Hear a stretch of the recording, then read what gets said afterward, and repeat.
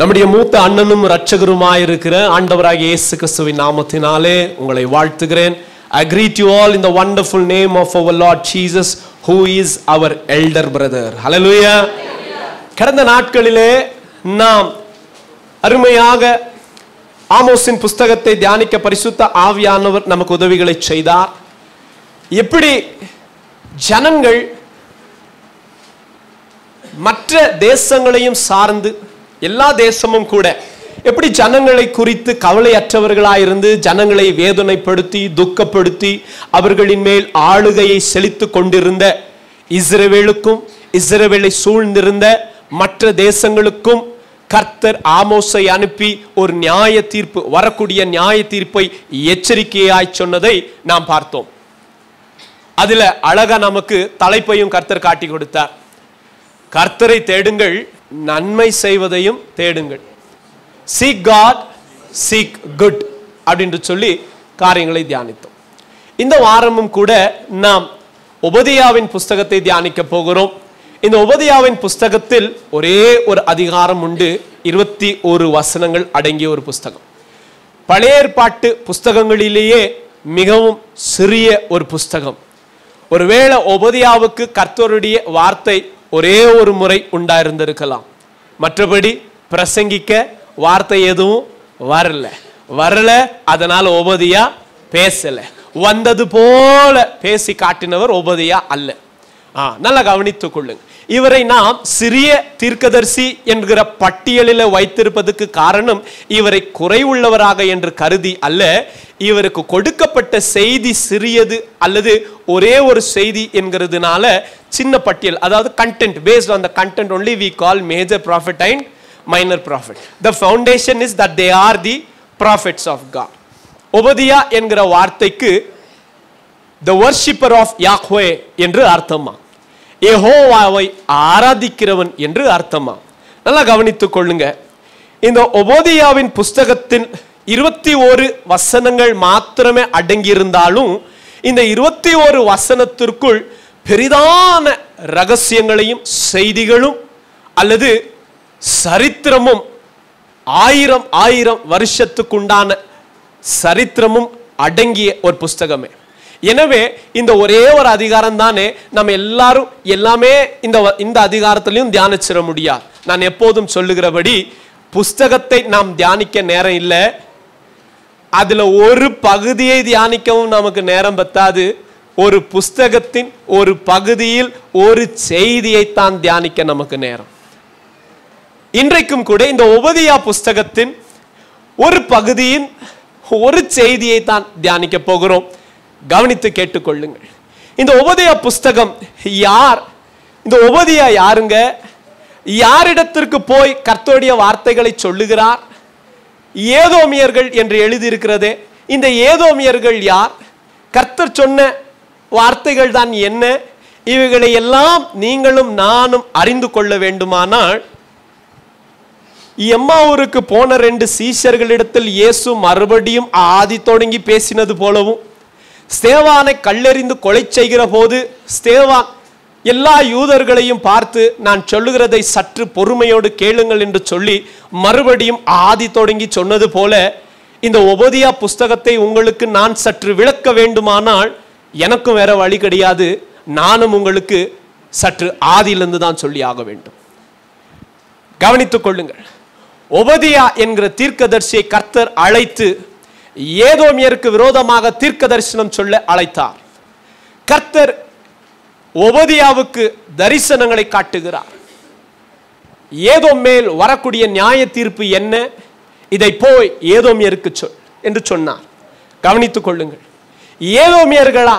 அது யாருங்க? நமக்கு தெரிஞ்சதெல்லாம் இஸ்ரவேலர்கள். ஏதோமியர்கள் யாருங்க?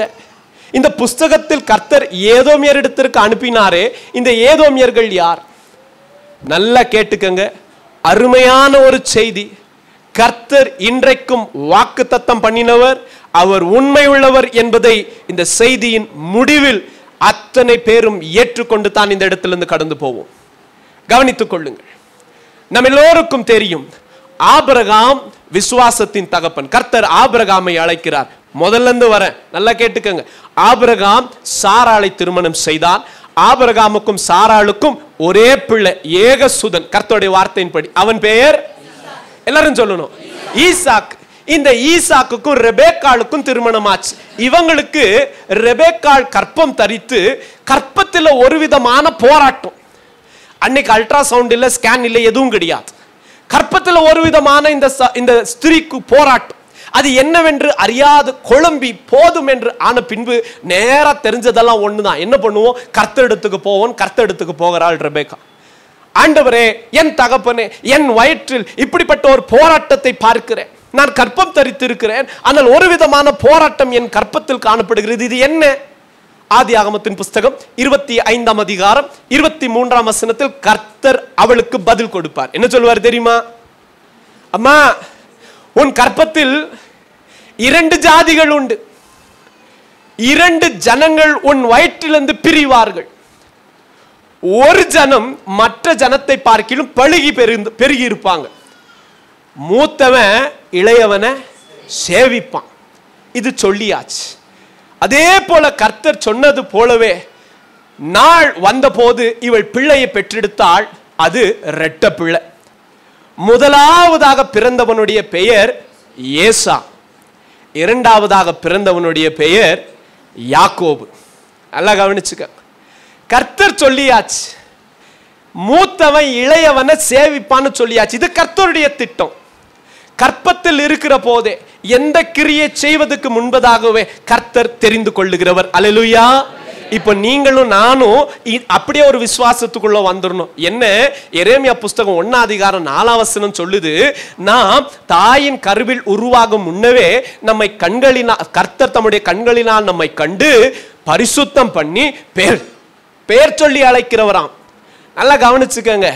அப்போ கற்பத்தில் இருக்கிற போதே கர்த்தர் உங்களை என்னையும் தெரிந்து கொள்ளுகிறவர். என்ன அர்த்தம் இல்லை. இப்ப இது எதுக்கு சொன்னேன் தெரியுமா? நம்முடைய கிரியைகளை கண்டு தெரிந்து கொண்டவர் அல்லம்மா, அவருடைய அநாதி திட்டத்தின்படி உங்களையும் என்னையும் தெரிந்து கொண்டவர்.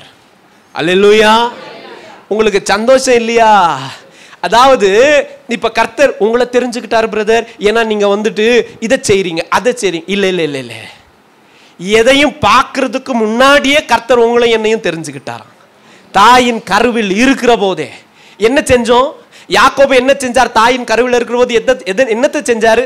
ஒன்னும் செய்யல. ஆனா வேதம் சொல்லுகிறது, கர்த்தர் தாயின் கருவில் இருக்கிற போதே யாக்கோபை தெரிந்து கொண்டார். யாக்கோபை தெரிந்து கொண்டான். எனவே ரெபேக்காளுக்கு எப்போதும் இந்த யாக்கோபின் மேல் ஒரு அநாதி பாசம்.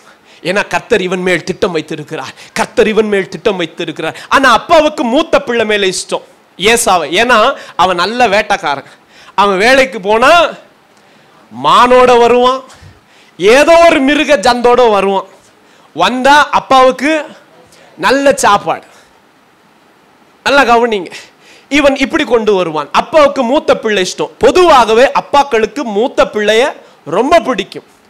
ஆமா, நல்லா கவனிங்க. இதை அறிந்து ஃபாஸ்ட் ஃபார்வர்டு, சரியா? 4x 16x நீங்க நினைச்சுக்கங்க, அது என்ன எக்ஸோ.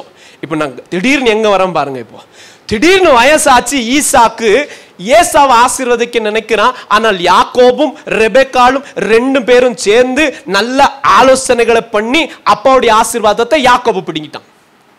இதை பார்த்த உடனே, இதை அறிந்த பின்பு ஏசாவுக்கு பயங்கர கோபம்.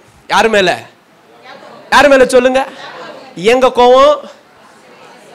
எனக்கு சொந்தமான வேண்டியதை இவன் எடுத்துக்கிட்டான், அப்பாவை ஏமாத்தி எடுத்துக்கிட்டான். அப்பாவும் என்ன ஆசீர்வதிச்சிட்டாரு? ஆதியாகமத்தின் புஸ்தகம் 27ஆம் அதிகாரம் 27, 28 வசனங்களை வாசித்து பார்த்தீங்கன்னா அங்க யாக்கோபு ஆசீர்வதிக்கப்படுவான். ஏசா எப்படி ஆசீர்வதிப்பாரு தெரியுமா? May the Lord give you heaven's dew and earth's blessing. May you lord over your brothers, the other sons of your mother. நீ உன்னுடைய சகோதரர்களின் மேல் ஆளுகை செய்வாயாக. வானத்தின் பணியையும் பூமியின் கொழுமையையும் வான் கையில கொடுக்கிற எல்லா நன்மையும் யார் மேல வச்சுட்டாங்க?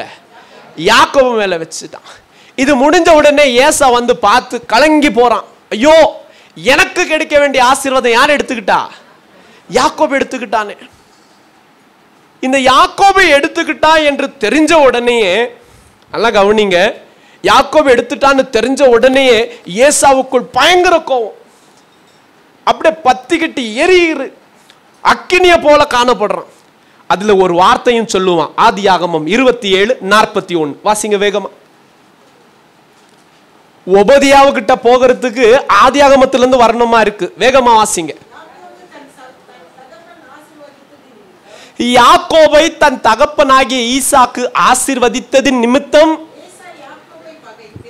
ஏசா யாக்கோபை பகைத்து என் தகப்பனுக்காக துக்கிக்கும் நாட்கள் சீக்கிரம் வரும், என் தகப்பன் செத்து போற நாள் வெகு சமீபமா இருக்கு, அப்பொழுது என் சகோதரனாகிய யாக்கோபை கொன்று போடுவேன், அப்பொழுது என் சகோதரனாகிய யாக்கோபை கொன்று போடுவேன் என்று சொல்லி ஏசா தன் இருதயத்தில் சொல்லிக் கொண்டான். உங்களுக்கு புரியுதா? 2 சகோதரருங்க, மூத்தவன் இளையவன், ரெட்ட பிறவிங்க. அப்பா பெரியவனை ஆசீர்வதிக்கணும்னு நினைக்கிறாரு, ஆனா சின்னவன் என்ன பண்ணிட்டான், அப்பாவுக்கு கண்ணு தெரியல, ஏமாத்தி, நீங்க வாசித்து பாருங்க, ஏமாத்தி அப்பாவுடைய ஆசீர்வாதத்தை இவன் பிடிங்கிட்டான். இப்போ அண்ணனுக்கு கோபம் வருமா வராதா? சரி வரட்டும், அப்புறமா நம்ம பார்க்கலாம். இவனுக்கு கோபம், என்னுடைய ஆசீர்வாதத்தை இவன் பறித்து கொண்டான், அவன் பேருக்கு தக்கவாறாகவே இருக்கிறான், பறித்து கொள்ளுகிறவன், அப்பா மட்டும் சாகட்டும், அவனை கொலை பண்ணி போடுவேன் என்று சொல்லி சகோதரனுக்கு விரோதமாய் காத்திருக்கிறான். புரியுதா உங்களுக்கு? யாக்கோபு தான் இஸ்ரவேல், இந்த ஏசா தான் ஏதோமியர். யாக்கோபு யாரு? இஸ்ரவேல். இந்த ஏசா யாரு? ஏதோமியர். யாக்கோபு அம்மா சொன்னாங்க அப்படின்றதுனால கேட்டான். அம்மா ஏன் சொன்னாங்கன்னு சொன்னா, அப்பா சொன்னாருன்றதுனால அம்மா கேட்டான். அப்பான்றது தகப்பன சொல்ல, தேவனாகிய கர்த்தரை சொல்ல. தேவன் சொன்னார், அதனால அம்மா சொன்னாங்க, இல்லடா எனக்கு ஏசாவையும் பிடிக்கும் உன்னையும் பிடிக்கும், ஆனா கர்த்தர் தம்முடைய சித்தத்தை நிறைவேற்ற உன்னைத்தான் தெரிந்து கொண்டிருக்கிறார், அதை நீதான் பெற்றுக்கொள்ள வேண்டும். அப்பா ஒருவேளை சாபம் கொடுத்துட்டா அந்த சாபத்தை நான் வாங்கி கொள்ளுகிறேன், கர்த்தருடைய சித்தம் நிறைவேற இடம் கொடு போ என்று சொல்லி கட்டாயமாய் அனுப்பினாள். இதுல யாக்கோபு என்ன செஞ்சாரு, இதுல ரெபேக்கா என்ன பண்ணாங்க? சரி இருக்கட்டும், பார்க்கலாம். எப்பவுமே நமக்கு நன்மையை சொன்னா நாங்க என்ன பிரதர் பண்றது, அவங்க செஞ்சாங்க நாங்க வாங்கிட்டோம், நன்மை வாங்குறவன். நல்லா கவனிங்க, இது அங்கதான் எங்க இந்த பகை உண்டாச்சு தெரியுமா? கற்பத்தில் இருக்கிற போது ஒருவன் இன்னொருத்தவனை முந்தி அடித்துக் கொள்ள நினைக்கிறான். இந்த போராட்டம் கற்பத்தில் ஆரம்பிக்கப்பட்டது. ஆயிரமான வருஷங்கள் கடந்து வந்தாலும் இங்க ஒபதியா நாட்களிலும் அது பார்க்கலாம். இஸ்ரவேலுக்கும் ஏதோமியருக்கும் போராட்டம். நல்லா கவனிச்சுக்கங்க. யாக்கோபு அண்ணன் கொலை பண்ண காத்திருக்கிறான் என்பதை அறிந்து அம்மா மறுபடியும் அவனை மாமா வீட்டுக்கு அனுப்புகிறான். ஃபாஸ்ட் ஃபார்வர்டு போயிட்டு பல வருஷத்துக்கு கழிச்சு குடும்பத்தோடு பரிவாரத்தோடு 2 பரிவாரங்களோடு திரும்பி வருகிறான். ஏசாவை சந்திக்கிறான். ஏசா இடத்துல மன்னிப்பை கேட்கிறான். அவனும் சந்தோஷமாக ஏற்றுக்கொள்ளுகிறதாகத்தான் வேதம் நமக்கு காட்டுகிறது. ஆனால் ஆதியாகமத்தின் புஸ்தகம் 36ஆம் அதிகாரத்தை நீங்கள் வாசித்து பார்ப்பீர்கள். ஆனால் அந்த ஒரு அதிகாரம் நடுவுல சம்பந்தமே இல்லாம திடீர்னு வந்து சேர்ந்திருக்கும். ஏன்னு சொன்னா இதுக்கு தான் காரணம். இப்ப வாசித்து பார்த்தீங்கன்னா ஏசாவும் யாக்கோவும் பக்கத்து இடங்களில தான் இருப்பாங்க. Maybe different cities but yet in the same land. என்ன நடக்கும் தெரியுமா? இவர்களை பூமி கொள்ளக்கூடாத அளவுக்கு பழுகி பெருகிட்டே இருப்பாங்க. அதை பார்த்த ஏசா, he will feel insecure because God has blessed Jacob to rule over him. ஏசா யாக்கோபும் பழுகி பெருகிறதை பார்த்து அவன் ஃபர்ஸ்டே பார்த்தான், யாருங்க அனுப்பி வச்சீங்களே, அது நீங்க வாசித்து இருந்தீங்கன்னா உங்களுக்கு தெரியும். இவன் இன்னும் பழுகி பெருகிறதையும் அவனும் ஒரு பக்கமாய் பழுகி பெருகுகிறான். ஆனாலும் அவனுக்குள்ள என்ன இருக்கு? இன்செக்யூரிட்டி, பயம். சரி என்ன பண்ணிடுவோம், நாம விலகி போயிடுவோம்னு சொல்லி யாக்கோபு வந்த உடனே மறுபடியும் விலகி போறான். இவன் தன்னுடைய எல்லா காரியங்களையும் விட்டு சொந்தமாக ஒரு மலை தேசத்துக்கு கடந்து போகிறான். அதான் மவுண்ட் சியர் அப்படின்னு நாம வாசிக்க முடியும் வேதாகமத்தில். இப்ப மொத்த கூட்டமா எங்க போய் சேர்றாங்க? ஒரு மலைக்கு போய் சேர்றாங்க. அதாவது கற்கள் நிறைந்த ஒரு மலை, கல்லினால உண்டான ஒரு மலை, ராக்கி மவுண்டன் அப்படின்னு சொல்லுவாங்க. Full Rocky Mountain. அந்த மலைகளுக்குள்ள அவைகள் வெடிப்புகளுக்குள்ள குகைகளை உண்டாக்கி அதற்குள் வாசம் பண்ண தொடங்கினார்கள். பெரிய மலை, சாதாரணமா யாரும் அந்த மலைக்குள்ளெல்லாம் போக மாட்டாங்க. தன்னை உயர்வான ஸ்தலத்தில் வைத்து கொண்டு தனக்குள் நினைத்தான், நாம் யாக்கோபை பார்க்கிலும் மேலானவர்களே என்று தனக்குள் எண்ணி வைத்துக் கொண்டான். நல்லா கவனிங்க. அப்படிப்பட்ட ஒரு பெரிய கல்லுனால உண்டான மலைகளுக்குள் போய் தங்கினார்கள் ஏதோமியர்கள். இந்த சந்ததிக்கும் இப்ப யாரை பிடிக்காது? நீங்க யோசித்து பாருங்க.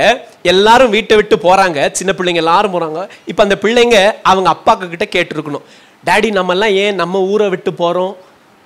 ஏன்னா சித்தப்பா யாக்கோபு அவங்க நம்ம விட அதிகமா பெருகுவாங்க, நாளைக்கு நமக்கும் அவங்களுக்கும் ஆகாது, நமக்கு உண்டானது எல்லாம் எப்பவும் சொல்லுங்க அவங்க தான் எடுத்துப்பாங்க, வாங்க நம்ம போவோம். பிள்ளைகளின் இருதயங்களில நஞ்சு விதைக்கப்பட்டுச்சு.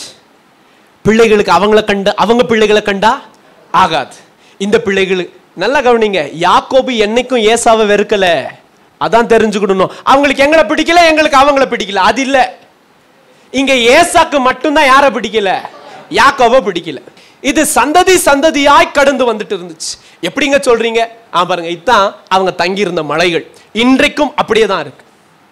சந்ததி சந்ததியாக இது இப்படியே போயிட்டு இருக்கு. நம்ம வேகமா வாசிக்கலாம், எப்படி இது சந்ததி சந்ததியாக தொடருதுன்னு நான் உங்களுக்கு வேகமா காட்டி கொடுத்துறேன். இப்ப சொல்லுங்க, எங்க ஆரம்பிக்கப்பட்டுச்சு? இது கற்பத்தில் இருக்கிறப்ப ஆரம்பிக்கப்பட்டுச்சு. இப்ப யாக்கோபுக்கும் பிள்ளைங்க இருக்கு, ஏசாவுக்கும் பிள்ளைங்க இருக்கு. இப்ப அந்த பகை எங்க தொடருது? பிள்ளைகளுக்குள்ள. முதல்ல இவங்க கற்பத்தில் இருக்கிற போது பிரச்சனை ஆரம்பிச்சிச்சு. அடுத்தது பிறந்து இவங்களுக்கு பிள்ளைகள்னு குடும்பமா மாறின போதும் இவங்களுக்கு பிரச்சனை ஆரம்பிச்சிச்சு. இப்போ பல தலைமுறைகள் தாண்டி என்ன நடந்துச்சு வேகமா நான் வேதத்துல உங்களுக்கு காட்டி கொடுக்கிறேன். வாசிக்கலாம். Numbers chapter 20 verses 14 to 21. வாசிக்கலாம். பின்பு மோசே காதேசிலிருந்து நல்லா கவனிங்க. யாக்கோபும் ஏசாவும் ரெண்டு, அவங்க பிள்ளைகளுக்கும் ஏசாவின் பிள்ளைகளுக்கும் யாக்கோபின் பிள்ளைகளை கண்டா ஆகாது. இது அப்படியே சந்ததி சந்ததியா மாறி போயிட்டே இருக்கு. கடைசியா யாக்கோபு யோசேப்பிடத்துல போய் செட்டில் ஆயிடுறாரு. எங்க? எகிப்துல. நல்லா கேட்டுக்கங்க, எகிப்துல செட்டில் ஆயிட்டார். பல வருஷத்துக்கு பின்பு 430 வருஷத்துக்கு பிறகு மோசே இஸ்ரவேல் ஜனங்களை வெளியில கொண்டு வர்றார். இப்போ வனாந்திரத்துல கடந்து போறாங்க. இப்படி வனாந்திரத்துல கடந்து போறப்ப யார் இருக்கிறா? ஏசா இருக்கிறாங்க. இப்போ இந்த ஏசாவை நாம தாண்டி போகணும். புரியுதா உங்களுக்கு? இப்போ மோசே ஆட்களை அனுப்பி என்ன சொல்றாரு வாசிக்கலாம். 20ஆம் அதிகாரம் 14 தொடங்கி. பின்பு மோசே காதேசிலிருந்து ஏதோமின் ராஜாவிடத்துக்கு ஸ்தானாதிபதிகளை அனுப்பி, எங்கள் பிதாக்கள் எகிப்துக்கு போனதும் நாங்கள் எகிப்திலே நெடுநாள் வாசம் பண்ணினதும் எகிப்தியர் எங்களையும் எங்கள் பிதாக்களையும் உபத்திரப்படுத்தினாலும் இவைகளினால் எங்களுக்கு நேரிட்ட எல்லா வருத்தமும் உமக்கு தெரிந்திருக்கிறது. கர்த்தரை நோக்கி நாங்கள் மன்றாடினோம், அவர் எங்களுக்கு செவி கொடுத்து. தமிழ் எப்படி இருக்குன்னு தெரியாது, இங்கிலீஷ்ல வாசிங்க பார்க்கலாம். 14th verses, direct 14th verses, 20th chapter verses 14. என்னாகமம் 20ஆம் அதிகாரம் 14ஆம் வசனம்.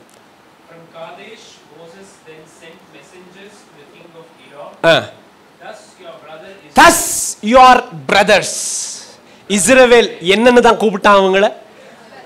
உங்க சகோதரர்களாகிய நாங்க வந்து பல வருஷமா எகிப்தில் இருந்தோம். நம்முடைய தகப்பன், அவர் ஃபாதர்ஸ் என்னவா? யாரு? நம்முடைய தகப்பன்கள். யார் நம்முடைய தகப்பன்கள்? யாக்கோபு உங்களுக்கும் அப்பா தானேயா, உங்களுக்கு சித்தப்பா தானேயா. நம்ம அப்பா அவங்கள எகிப்தில் பிடிச்சு வச்சிருந்தாங்க. 430 வருஷத்துக்கு அப்புறமா கர்த்தர் தம்முடைய தூதனை அனுப்பி நம்ம விடுவித்து கொண்டு வந்திருக்கிறார். உங்க தேசத்தின் வழியா நாங்க கடந்து போக போறோம், எங்களுக்கு பர்மிஷன் கொடுக்குறீங்களா? உங்க தேசத்தின் வழியாக நாங்க கடந்து கர்த்தர் எங்களுக்கு கொடுக்கிற தேசத்துக்கு போக எங்களுக்கு உத்தரவு கொடுங்க. நாங்க we are your brothers. Look at the way they addressed. We are your brothers, because it was not Jacob who had hatred for Esau, it was always Esau who had hatred for Jacob. புரியுதா உங்களுக்கு? அவர் brothers. வாசிக்கலாம். நல்லா கவனிங்க. இவங்க உத்தரவு கேட்கிறாங்க, ஏதோமியர்கள் உத்தரவு கொடுக்கிறது இல்லை. எக்காரணத்துக்கும் எங்க தேசத்தின் வழியாய் நீங்கள் கடந்து போகக்கூடாது என்று சொல்லுவார்கள். அவர்களும் அதே துக்கத்தோடு கடந்து போவாங்க. வாசிக்கலாம். இப்போ அவர்கள் கடந்து போக இடம் கொடுக்காத போதிலும் இப்போ இஸ்ரவேல் போக போக வனாந்திரத்துல பலன் அடைஞ்சுக்கிட்டே போகுது. சுத்தி இருக்கிற ஜனங்கள்லாம் இவங்க எடுக்கிற வெற்றியை பார்த்து பயப்பட தொடங்கிட்டாங்க, ஏதோமியரும் சேர்த்து. ஆனா கர்த்தர் என்ன சொன்னார் தெரியுமா? வாசிக்கலாம். உபாகமத்தின் புஸ்தகம் 2ஆம் அதிகாரம் வசனம் 4 தொடங்கி. என் கூடவே வந்தீங்கன்னா அழகா இருக்கும், அவ்வளவு இன்ட்ரெஸ்டிங்கா இருக்கும். உபாகமத்தின் புஸ்தகம் 2ஆம் அதிகாரம் 4 தொடங்கி. ஜனங்களுக்கு நீ கட்டளையிட வேண்டியது என்னவென்றால், கர்த்தர் மோசேக்கு சொல்லுகிறார், மோசே ஜனங்களுக்கு நீ என்ன சொல்லணும் தெரியுமாப்பா? சேயீரில குடியிருக்கிற ஏசாவின் புத்திரரான உங்கள் சகோதரரின் எல்லைகளை கடக்க போகிறீர்கள். நீங்கள், கர்த்தர் என்ன சொல்றாரு? சேயிலே குடியிருக்கிற உங்கள் சகோதரர். கர்த்தர் என்னன்னு சொன்னாரு?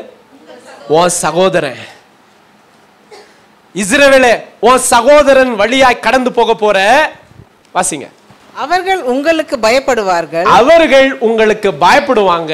நீங்களோ மிகவும் எச்சரிக்கையாயிரு. நீங்களோ மிகவும் எச்சரிக்கையாயிருந்து அவர்களோடு போர் செய்ய வேண்டாம். போர் செய்ய வேண்டாம். இது கர்த்தர் சொல்றார். அவங்க உங்களுக்கு சகோதரன். God said, God addressed that they are your brothers.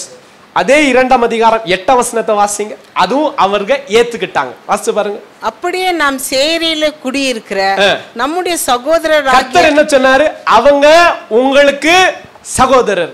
அதை ஏற்றுக்கொண்டு இஸ்ரவேல் அவர்கள் என்னன்னு சொன்னாங்க? அவர்கள் நமக்கு சகோதரர்கள். புரியுதா உங்களுக்கு? ஆமா. இவனுக்கு ஆதி தொடங்கியே ஏசா மேல உண்மைக்கு பாசமும் அன்பும் தான். ஆனா அவனுக்கு தான் இவனை கண்டா ஆகாது. சந்ததிக்கும் அப்படிதான். இவன் ஏத்துக்கிறான். கர்த்தர் சொல்லி இருக்கிறாரு அவங்க நமக்கு சகோதரரா. ஆமாவா, சரி என் சகோதரரே அப்படின்னு இவன் கட்டி பிடிக்க போனா அவன் தள்ளி விடுறான். போயாச்சு அர்த்தம், எங்களுக்கு பிடிக்காது ஒண்ணு. புரியுதா உங்களுக்கு? அப்படியே கடந்து போகுது மோசே நாட்கள் வரைக்கும். இதுக்கு பிறகு நாம் வாசிக்கலாம். கர்த்தருக்கும் இந்த ஏசா சந்ததியின் மேல் உண்மையாகவே கரிசனம் இருந்துச்சு. கர்த்தர் ஒன்னும் யாக்கோபை தெரிஞ்சுக்கிட்டு ஏசா நீ வேண்டாம் போப்பா உன்னை நான் நினைக்கவே மாட்டேன்னெல்லாம் சொல்லல. கர்த்தருடைய திட்டம் நிறைவேற யாக்கோபை தெரிந்து கொண்டார். ஆனால் ஏசாவின் மேலும் கர்த்தருக்கு இரக்கம் இருந்துச்சு. காரணம் எப்படி சொல்றீங்கன்னு சொன்னா, கர்த்தர் ஈசாக்கை கொண்டு தான் தம்முடைய சித்தத்தை நிறைவேற்ற தெரிந்து கொண்டார். ஆனால் ஆபிரகாம் இஸ்மவேலை நினைத்து அழுத போது கர்த்தர் என்ன சொன்னார் தெரியுமா? ஆபிரகாமே கவலைப்படாத, அவனையும் நானு பெரிய ஜாதியாக்குவேன்பா. ஆனா சித்தம் யாரை கொண்டுதான் நிறைவேற்றுவேன்? அது ஈசாக்கை கொண்டுதான் நிறைவேற்றுவேன். அதே போலதான் இங்க கர்த்தர் யாக்கோவை சித்தம் நிறைவேற்ற தெரிந்து கொண்டார். அது that is not that God absolutely rejected Asa. No, it is Asa's choice. நான் காட்டி கொடுக்கிறேன் உங்களுக்கு. புரியுதா? பாருங்களேன். இப்போ வேதாகமத்துல நாம பார்க்கலாம். அதுக்கு ஆதாரமான வசனம் உபாகமத்தின் புஸ்தகம் 23ஆம் அதிகாரம் 7-8 வசனங்களை வாசிங்க வேகம்.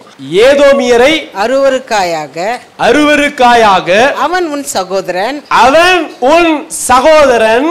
எகிப்தியனை அருவருக்காயாக, எகிப்தியனையும் அருவருக்காதப்பா. அவன் தேசத்துல பரதேசியா இருந்தான். அவன் தேசத்துல தானே இத்தனை வருஷம் நீங்க குடியிருந்தீங்க.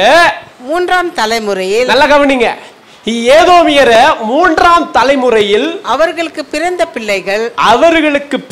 பிள்ளைகளில் கர்த்தருடைய சபைக்கு உட்படலாம். கர்த்தருடைய சபைக்குள்ள வந்துருங்க. அப்போ ஏதோமியரே நீயும் இஸ்ரவேலாக ஆக்கப்படுவாய். புரியுதா உங்களுக்கு? ஏதோமியர கர்த்தர் ஏத்துப்பாரு. ஆனா ஏதோமியர் என்ன ஆகணும்? இஸ்ரவேல் ஆகணும். நீ எதுக்குள்ள வரணும்? இஸ்ரவேலுக்குள்ள வரணும். 3ஆம் தலைமுறையை சேர்த்து கொள்ளத்தான் கர்த்தர் எண்ணமா இருந்தார். ஆனா ஏதோமியருக்கு என்ன இல்லை தெரியுமா? எதுக்கு மனதில்லை? எதுக்குங்க? இல்ல இல்ல இல்ல இல்ல என்ன தெரியுமா? அது எப்படி நான் அவனுக்கு கீழே இருக்கிறது ஆகாது. யார் யாருக்கு கீழே இருக்கிறது? யார் யாருக்கு கீழே இருக்கிறது? அது ஆகாத கதை. அந்த பெருமை அவனுக்குள் எவ்வளவாய் ஒட்டி கொண்டது என்று சொன்னால் அப்பொழுதுதான் தேவனே ஏதோமியருக்கு விரோதமாய் நிற்கிறார். புரியுதா உங்களுக்கு? தம்பிக்கு கீழெல்லாம் எங்கனால வர முடியாது. அவன் சிறியவன்.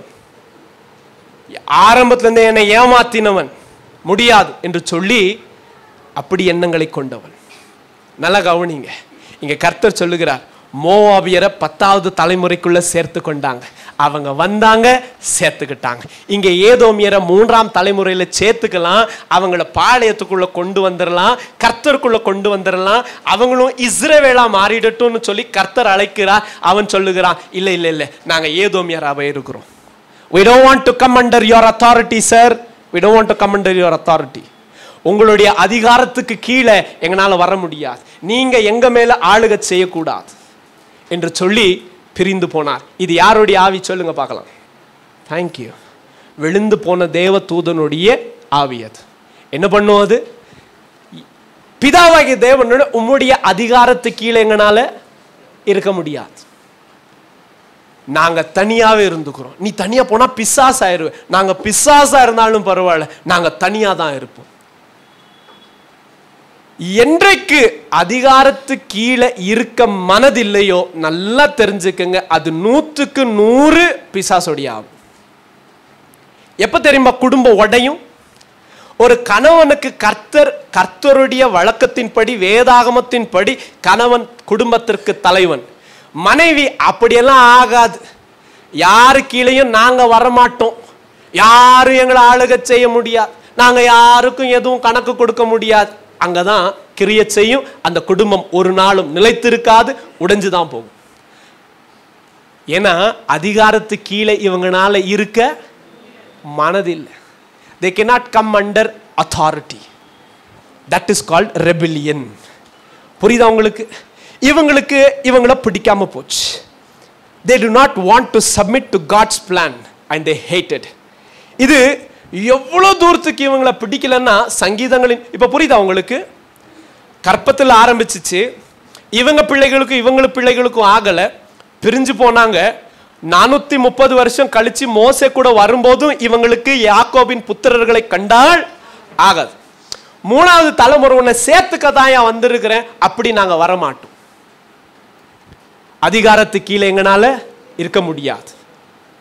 நல்லா கவனிங்க, கர்த்தர் எவ்வளவு நல்லவர் என்பதை காட்டி கொடுக்கிறேன். இப்படியே கடந்து போயிட்டு இருந்துச்சு. இவங்களுக்கு எவ்வளவு பிடிக்காதுன்னா, ஏசாவுக்கு யாக்கோபின் வம்சத்தை, அதாவது ஏதோமியருக்கு இஸ்ரவேலரை எவ்வளவு பிடிக்காதுன்னு சொன்னா, they always rated or ranked number 1 when it comes to Israel's enemies. சங்கீதம் 83 5 தொடங்கி 8. இப்ப வாசிங்க வேகமா. சங்கீதம் 83ஆம் அதிகாரம் 5 முதல். இப்படி ஏதோமின் கூடாரத்தாரும் இஸ்மவேலரும், அப்போ அதுக்கு முன்னாடி ஒரு வசனத்துல இருந்து வாசிக்கலாம். 4ஆம் வசனத்தோட, அவர்கள் இனி ஒரு ஜாதியா இராமலும் இஸ்ரவேலின் பேர் இனி நினைக்கப்படாமலும் போவதற்காக, இஸ்ரவேல் இனி பேர் நினைக்கப்படாமலும் போவதற்காக, இல்ல இன்னொரு மட்டும் வாசிங்க. 4ஆம் வசனம், அவர்கள் இனி ஒரு ஜாதியாரா இராமல். நல்ல கவனிங்க, இஸ்ரவேல் இனி ஒரு ஜாதியா இருக்க கூடாது என்றும், இஸ்ரவேலின் பேர் இனி நினைக்கப்படாமல், இஸ்ரவேல் பேர் இனி நிலைக்கவே கூடாது என்றும், அவர்களை அதம் பண்ணுவோம் வாருங்கள், அவர்களை அதம் பண்ணுவோம் வாருங்கள் என்று சொல்லி இப்படி ஏதோமின் கூட்டம் கூடுனாங்க. அதுல நம்பர் 1 யார் தெரியுமா? ஏதோமின். இஸ்ரவேல் அதம் பண்ணுவோம் வாங்க அப்படின்னு சொன்னா மொத கைய கொடுக்கிறது யாரு? யாரு? அப்படி சொல்லக்கூடாது, சகோதரருங்க. புரியுதா உங்களுக்கு? ஏதோமியர் தான் யா, ஆனா யாக்கோபுக்கு அவன் யாரு? சகோதரன். இங்க லிஸ்ட்ல எவ்வளவோ காட்டும், வாசித்து பாருங்க. ஏதோமியரும் வேக வேகமா, ஏதோமியர் கூட்டத்தாரும் இஸ்மவேலரும் மோவாபியரும் ஆகாரியரும் கேபாலரும் அம்மோனியரும் 6 அமலேக்கியரும் 7 தீருவின் குடிகளும் 8 பெலிஸ்தரும் 9 அசரியரும் 10. இவ்வளோ பேர் இருக்கிறாங்க. ஆனா கூட பிறந்தது யாரு? ஏதோமியர் மட்டும்தான். ஆனா அவன் தான் ஃபர்ஸ்ட் வந்து நிற்பான். இஸ்ரவேலுக்கு தீங்கு செய்ய மொதல் ஆளா வந்து நிக்கிறது யார் தெரியுமா? ஏதோமியர் தான். பிலிஸ்தியர்கள் இஸ்ரவேலுக்கு விரோதமா வந்தா கை கோத்துட்டு வருவான். அம்மோனியர் இஸ்ரவேலுக்கு விரோதமா வந்தா கை கோத்துட்டு வருவான்.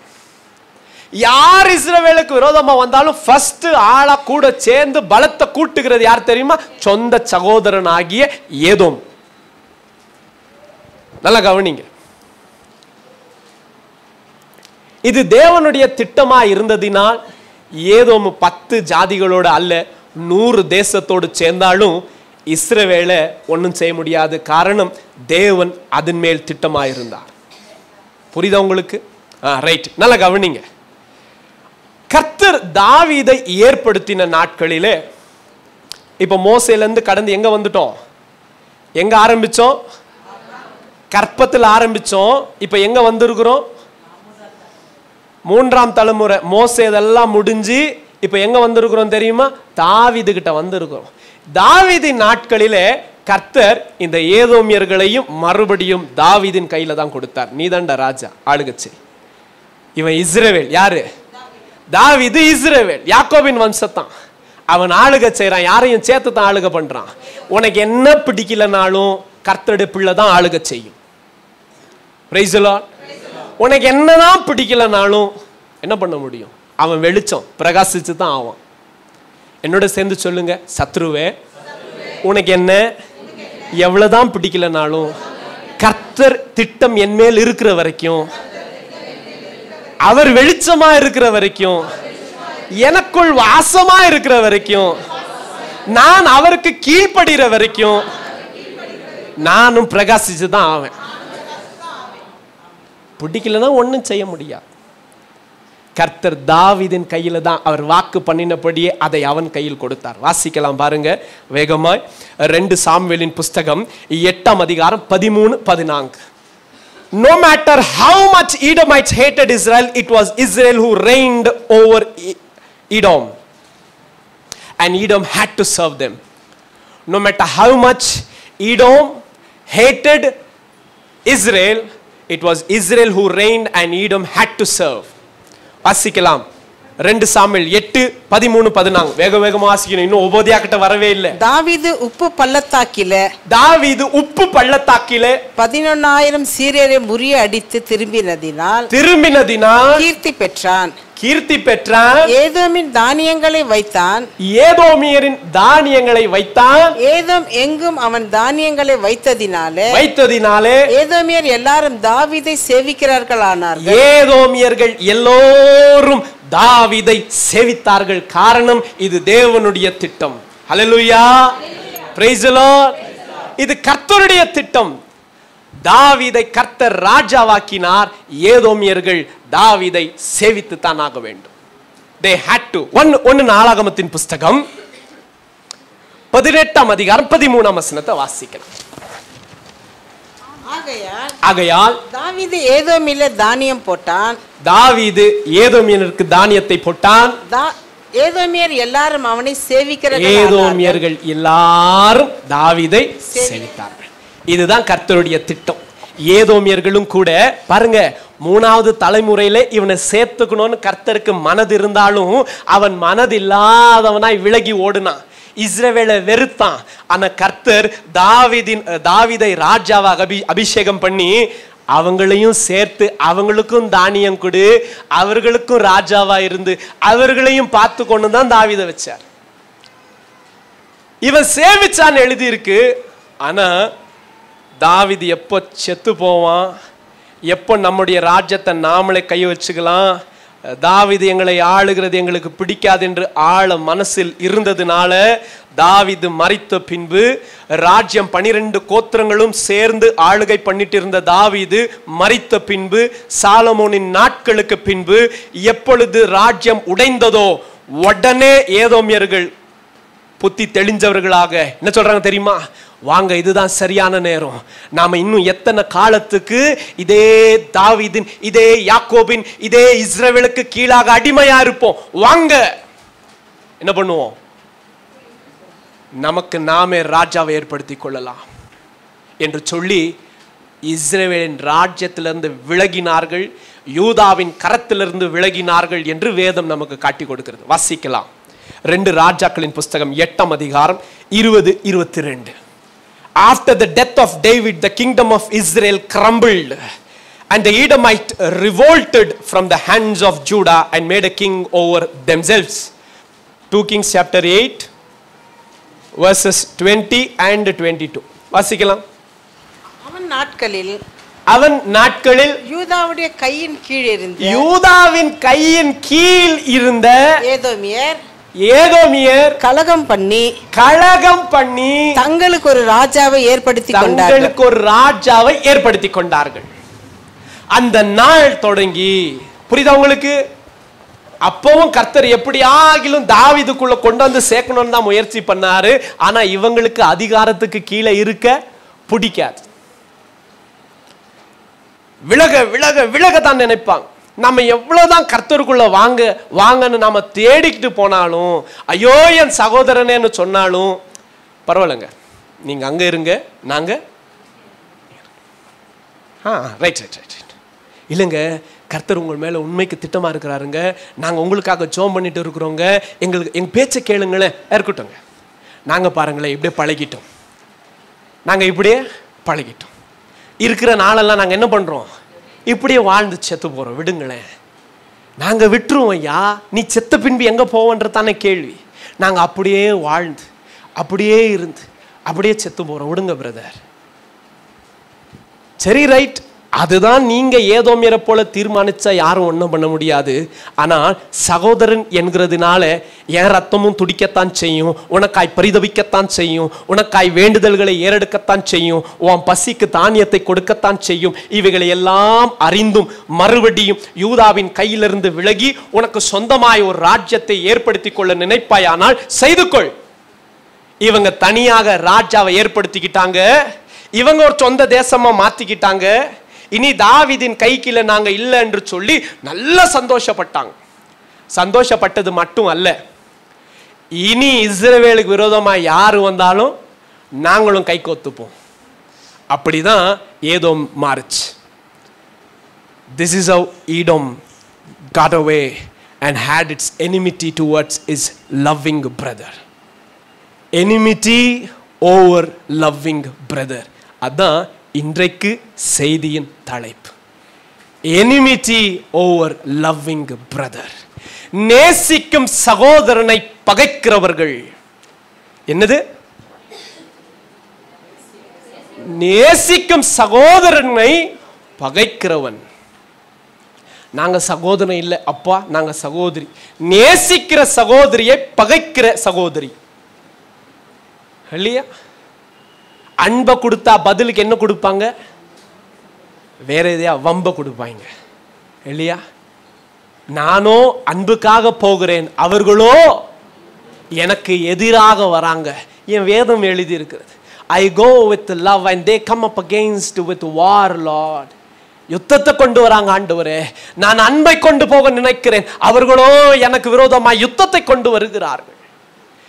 ஏதோமியருடைய பழக்கமே இதுதான். இப்ப செய்திக்குள்ளாக போகலாம், கவனிங்க. யார் இஸ்ரவேலுக்கு விரோதமா வந்தாலும் ஆளா சகோதரன் வந்து நிக்கிறான். இதை பார்க்கிற தேவனுக்கு மிகவும் வேதனை. ஐயோ, என் ஜனங்களுக்கு சத்துருக்கள் உண்மையாகவே உண்டு தான், அவர்களை நான் பாதுகாத்துக் கொள்ளுவேன். ஆனால் என் ஜனத்துக்கு விரோதமா யார் எழும்பி நிக்கிறா?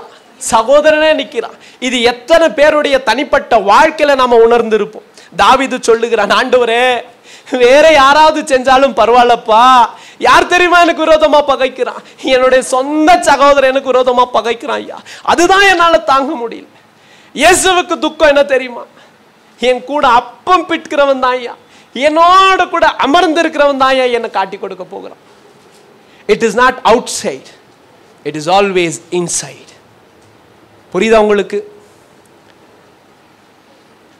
It is not outside, it's always inside.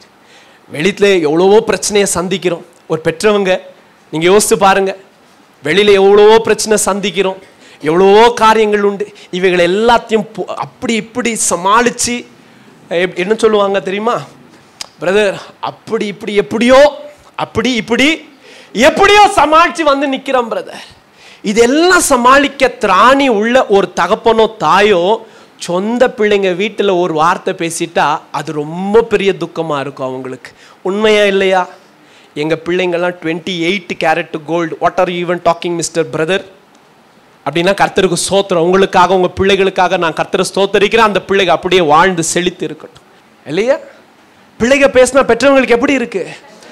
தேவனுக்கும் அப்படிதான் இருந்துச்சு. ஐயோ, மற்றவர்கள் இஸ்ரவேலுக்கு சத்துருக்களாய் நிற்கட்டும், ஆனால் சொந்த சகோதரனாய் இருக்கிற இவனே தன்னுடைய பட்டயத்தை எடுத்து வீர் கொண்டு ஓடுகிறானே என்று சொல்லி வேதனையா இருந்துச்சு. கர்த்தர் எத்தனையோ தீர்க்கதரிசிகளை அனுப்பி சொன்னார், ஏதோமே இது உனக்கு சரியானதல்ல, இது உனக்கு தகுதியானதல்ல. என்ன தகுதி இல்ல? என்ன தகுதி இல்ல? கர்த்தர் தீர்க்கதரிசிகளா அனுப்பிட்டு சொல்லிட்டு இருந்தார், ஏதோமே நீ செய்கிறது சரியல்ல. என்ன செய்யறாங்க? என்ன செய்யறாங்க? சொந்த சகோதரர்களுக்கு விரோதமா போறாங்க. லைனா அனுப்பினார் கர்த்தர் தீர்க்கதரிசிகளை. நீங்க கேட்கலன்னா வரக்கூடிய நியாய தீர்ப்பு என்னன்றதும் சொல்றேன் கேளுங்கன்னு சொல்லி வரிசையா தீர்க்கதரிசிகள் வந்து சொன்னாங்க. வாசிக்கலாம் வேக வேகமாய். ஆமோஸின் புஸ்தகம் 1:11. God told or warned them what they do was sin and that they had to repent, nor judgment would follow. First, God said through, போன வாரம் யாரை தியானிச்சோம்? ஆமோஸ்ல எத்தனை தேசத்துக்கு விரோதமா பேசுவாரு? 7 தேசம். கர்த்தருக்கு ஸ்தோத்திரம். அதுல ஒன்னு எது தெரியுமா? ஏதோம். வாசிக்கலாம். God said through Amos. Amos chapter 1 verses 11. மேலும் ஏதோமுடைய 3 பாதகங்களின் நிமித்தமும் 4 பாதகங்களின் நிமித்தமும் நான் அவன் ஆக்கினியை திருப்ப மாட்டேன். அவன் தன் சகோதரனை ஏதோம் சகோதரனாகிய இஸ்ரவேலுக்கு விரோதமாக பட்டயத்தோடு தொடர்ந்து தன் மனதை இரக்கமற்றதாக்கி தன் கோபத்தினாலே என்றைக்கும்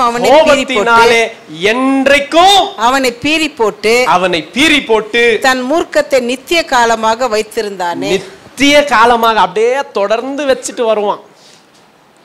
God said through Jeremiah. Jeremiah chapter 49.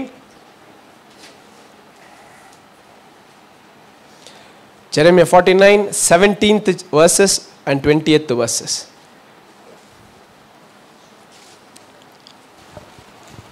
வேகமா எழுதிக்கங்க, இது வீட்ல போய் வாசிங்க, நேரம் பத்தாது. God said through Ezekiel chapter 25 verses 12. Ezekiel chapter 25 verses 12, chapter 35 verses 1 to 14. Ezekiel. God said through Amos, God said through Jeremiah, God said through Ezekiel, and now God is sending. சத்தமா சொல்லுங்க. அப்பா இப்போ எங்க வந்துட்டோம்? எங்கந்து? ரெபேக்கா கருவு கிட்ட இருந்து ஒபதியா வரைக்கும் வந்தாச்சு. நேரம் முடிஞ்சாச்சு. இப்ப செய்தி சொல்லணும். ஒபதியாவை இந்த ஏதோமியர்களுக்காகத்தான் அனுப்பினார். இந்த ஏதோமியர்கள் என்ன பண்ணுவாங்க பொதுவா இப்போ அப்படியே உங்களுக்கு ஒரு கோல் அப்படியே கிளீனா தெரிஞ்சிரும். இவங்க இஸ்ரவேலுக்கு விரோதமா தான் என்னமோ செஞ்சிருக்கிறாங்க. அதனாலதான் கர்த்தர் யார் அனுப்பினார்? ஒபதியாவை அனுப்புகிறார். புரிஞ்சுச்சா உங்களுக்கு? அப்போ இந்த நாளுடைய சங்கீதக்காரனும் எழுதியிருக்காங்க தம்பி, அதுவும் எழுதிருங்க. Psalmist mentions about it. Psalmist mentions about it. சங்கீதம் 108 அதிகாரம் 9 வசனம். சங்கீதம் 108 அதிகாரம் 9 வசனம். சங்கீதங்களின் புஸ்தகம் 60 அதிகாரம் 8 வசனம். சங்கீதம் 137 அதிகாரம் 7 வசனம். இதுல ஒன்னே ஒன்று மட்டும் வாசிக்கலாமா? எசேக்கியேல் 35:10 தொடங்கி வாசிங்க. பாருங்க, நான் போகணும்னு தான் நினைக்கிறேன். ரொம்ப அருமையான வசனம் ஐயா, உங்களுக்கு நல்லா புரியும். எசேக்கியேல் 35 அதிகாரம் 10 தொடங்கி மட்டும் வாசிக்கலாம். 2 ஜாதிகளும் 2 தேசங்களும் கர்த்தர் வசமாய் இருந்தும் அவைகள் என்னுடையவைகள் ஆகும். நான் அவைகளை சுதந்தரித்துக் கொள்ளுவேன் என்று நீ சொல்லுகிறபடினால் நீ அவர்கள் மேல் வைத்த வர்மத்தினால் செய்த உன் கோபத்துக்கு தக்கவாறும் உன் பொறாமைக்கு தக்கவாறும் நான் செய்து கர்த்தராகிய ஆண்டவராயிருக்கிற நான் உன்னை நியாயம் தீர்க்கும் பொழுது என்னை அவர்களுக்குள் அதனால் அறிய பண்ணுவேன் என்று என் ஜீவனை கொண்டு சொல்லுகிறேன். இஸ்ரவேலின் மலைகள் பாழாக்கப்பட்டு எங்களுக்கு இரையாக கொடுக்கப்பட்டது என்று நீ அவைகளுக்கு விரோதமாய் சொன்ன உன் நிந்தனைகள் எல்லாம் கர்த்தராகிய நான் கேட்டேன் என்று அப்பொழுது அறிந்து கொள்வாய். நீங்கள் உங்கள் வாயினால் எனக்கு விரோதமாய் பெருமை பாராட்டி எனக்கு விரோதமாக உங்கள் வார்த்தைகளை பெருக பண்ணினீர்கள். அதை நான் கேட்டேன். பூமியெல்லாம் மகிழும் போது நான் உன்னை பாழாய் இருக்கும்படி செய்வேன் என்று கர்த்தராகிய ஆண்டவர் சொல்லுகிறார். இஸ்ரவேல் வம்சத்தாரின் சுதந்திரம் பாழாய் போனதை கண்டு மகிழ்ந்தாயே. நல்ல கவனிங்க. இஸ்ரவேல் சுதந்திரம் பாழாய் போனதை கண்டு என்ன பண்ணாங்க? ஒரே சந்தோஷம். என் வேதம் சொல்லுகிறது, நீதிமொழிகளின் புஸ்தகம் 24 அதிகாரம் 17 வசனம் நினைக்கிறேன், உன் சத்துரு விழுந்து போனா கர்த்தர் என்ன சொல்லி கொடுத்திருக்கிறார்? சத்துரு விழுந்து போனாலும் சந்தோஷப்படாது. உன்னை பகைத்தவங்க விழுந்து போனாங்களா, சந்தோஷப்படாது. குட், அவங்களுக்கு அப்படித்தான் ஆகணும் அப்படின்னு மனசளவுல கூட சொல்லாதீங்க, அது கர்த்தருக்கு பிடிக்காது. கர்த்தருடைய எதிர்பார்ப்பு என்ன? ஒரு சத்துரு விழுந்து போனாலே நாம் கொண்டாடக்கூடாது என்று சொன்னால், சந்தோஷப்படக்கூடாது என்று சொன்னால், சொந்த சகோதரன் விழுகிறதை கண்டு கொண்டாடுவாய் ஆனால் கர்த்தர் மெச்சிக்கொள்வாரோ? புரியுதா உங்களுக்கு? சத்துரு விழுந்தாலே நீ சந்தோஷப்படாத சந்தோஷப்படாத என்று சொல்லுகிறார்.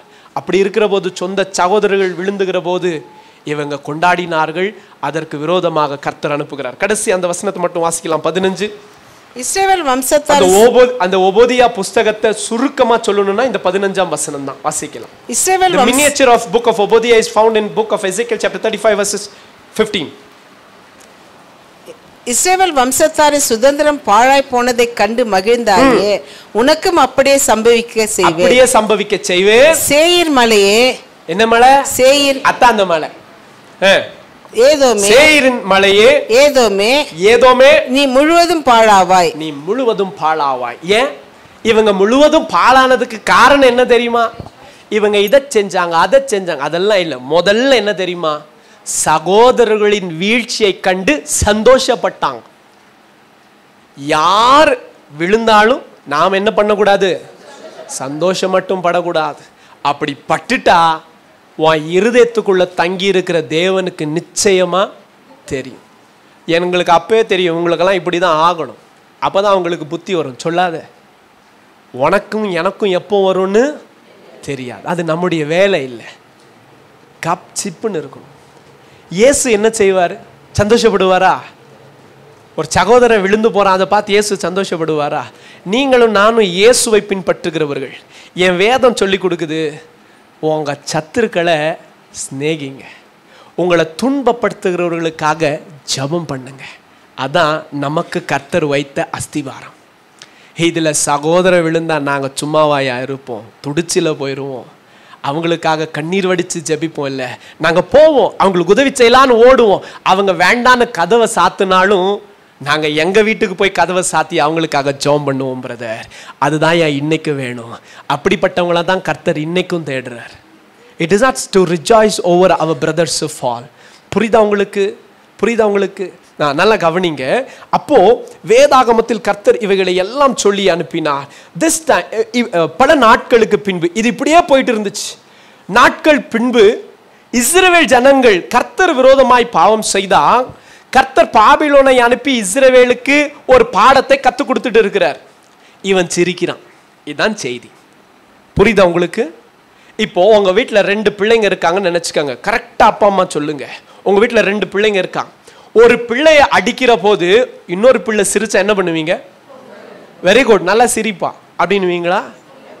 நீயே சிரிக்கிற, சைலண்டா உள்ள போயிட்டு. அது அவன் தப்பு பண்ணிருக்கிறான், அவனுக்கு நான் கற்றுக் கொடுப்பேன். நீ இவன் பாரு, நல்லா கவனிங்க. இவன் தப்பு பண்ணிட்டு வாங்கிட்டு இருக்கான். இவன் இன்னொரு முறை சிரிச்சா சிரிச்சதுக்கே வாங்குவான். பார்த்துருக்கிறியா? நல்லா கவனிச்சுக்கங்களேன். இவன் சந்தோஷப்படுறான். இப்போ கர்த்தர் இஸ்ரவேல் கஷ்டத்துல போயிட்டு இருக்கு, உபத்திரவத்தின் வழியா கடந்து போகுது. ஏன்னா அவங்க செஞ்ச பாவம் உண்மைதான், அது கர்த்தருக்கும் அவங்களுக்கும். நீ சந்தோஷப்படாதே. ஒருவன் வேதனையை அனுபவித்து கடந்து போகிறான், ஆனால் அதன் காரணம் மெய்யாகவே கர்த்தர் மாத்திரமே அறிவார். நீங்களும் நானும் தீர்மானிக்க கூடாது. முடிஞ்சா அவங்களுக்காக பரிதபித்து செபிக்கணும். இல்லைன்னு சொன்னா சைலண்டா சத்தம் காட்டாம இருந்துடணும். அது நமக்கு ரொம்ப நல்லது. ஆனா கர்த்தருடைய பிள்ளைங்க செபிப்பாங்க. ஏன்னா இயேசு துன்பப்படுத்துறவர்களுக்காக ஜெபம் பண்ணினார். இன்னும் சகோதரர்களுக்காக என்ன பண்ணிருக்க மாட்டாருன்னு யோசிச்சு பாருங்க. ரைட், நல்லா கவனிங்க. அப்ப நம்ம வேகமா கடந்து போகலாம். இவங்க என்ன செஞ்சாங்க? பாபிலோன் இஸ்ரவேலுக்கு விரோதமாய் வருகிற போது ஏதோமுடைய பழக்கம் என்ன? யார் இஸ்ரவேலுக்கு விரோதமா வந்தாலும் கூட சேர்ந்துப்பாங்க. பாபிலோன் வருது, கூட சேர்ந்துக்கிட்டாங்க. என்ன பண்ணாங்க இவங்க? வாசிக்கலாம் 10ஆம் வசனம் தொடங்கி, அல்லது டைரக்டா 12ஆம் வசனத்துல இருந்து போயிடலாம். அதான் இன்னைக்கு நம்ம வாசிச்சோம். அவங்க என்ன செஞ்சாங்க பாபிலோனோட சேர்ந்து இஸ்ரவேலுக்குன்றது தான் 11 தொடங்கி 14 வரைக்கும். இதுல 1, you glotted over their punishment. 2, 1 என்ன, you glotted over their punishment. 1 12ஆம் வசனம். 2வது, you were glad on the day of their ruin. 1 12, you were glad on the day of their ruin. 1 அதிகாரம் 12ஆம் வசனம். 3வது, you laughed at their distress. 1 அதிகாரம் 12ஆம் வசனம். You laughed at their distress. 4வது, you entered their cities and looted their riches. Chapter 1 verses 13. You entered their cities and looted their riches. Chapter 1 verses 13. You stood at crossroads to catch those tried escaping. You stood at crossroads. You stood at crossroads to catch those tried escaping. Chapter 1 verses 14. You handed them over to their enemy on their day of distress. You handed them over to their enemy on their day of distress. இப்போ வேகமா 12, 13, 14 வசனங்களை வாசிங்க. உபதியா புஸ்தகம் 1ஆம் அதிகாரம் 12, 13, 14. வாசிங்க வேகமா வாசிங்க. உன் சகோதரர் அந்நியர் வாசமான நாளாகிய அவனுடைய நாளை நீ பிரியத்தோடு பாராமலும் யூத புத்திரருடைய அழிவின் நாளிலே அவர்கள் நிமித்தம் சந்தோஷப்படாமலும் அவர்கள் நெருக்கப்படுகிற நாளிலே நீ பெருமையாய் பேசாமலும் இருக்க வேண்டியதா. சந்தோஷப்படாம, கொண்டாடாம, பெருமையா பேசாம. அடுத்தது என் ஜனத்தின் ஆபத்து நாளில் நீ அவர்கள் வாசலுக்குள் பிரவேசியாமலும் அவர்களின் வாசல்களுக்குள் பிரவேசியாமல் அவர்கள் ஆபத்து நாளில் அவர்கள் அனுபவிக்கிற தீங்கை நீ பிரியத்தோடு பாராமல் அவர்கள் ஆபத்து நாளிலே அவர்களுடைய ஆபத்தின் நாளிலே அவர்கள் ஆஸ்தியில் கை போடாமலும் ஆஸ்தியின் மேல் கையை போடாமலும் அவர்கள் தப்பினவர்களை தப்பித்தவர்களில் சங்கரிக்கும்படி வழி சந்துகளிலே நிற்காமலும். வழி சந்துகளில் நின்னுகிட்டே இருந்தாங்களா? யாராவது ஒருத்தனும் தப்பிக்க கூடாது. எல்லாரும் அங்கங்க எல்லாம் கிளீனா பிளான் பண்ணிட்டாங்க. ஏதோமியர்கள் எல்லாரும் சேர்ந்து, உங்களுக்கு புரிஞ்சுக்கிற மாதிரி சொல்றேன், ஏதோமியர்கள் எல்லாரும் சேர்ந்து பிளான் பண்ணிட்டாங்க. டேய், சத்ரு நாம எதிரா நினைக்கிற யாக்கோபு இருக்கிறாங்களே, இஸ்ரவேல் நமக்கு சகோதரன் தான், ஆனா அவன் நமக்கு பகைஞ.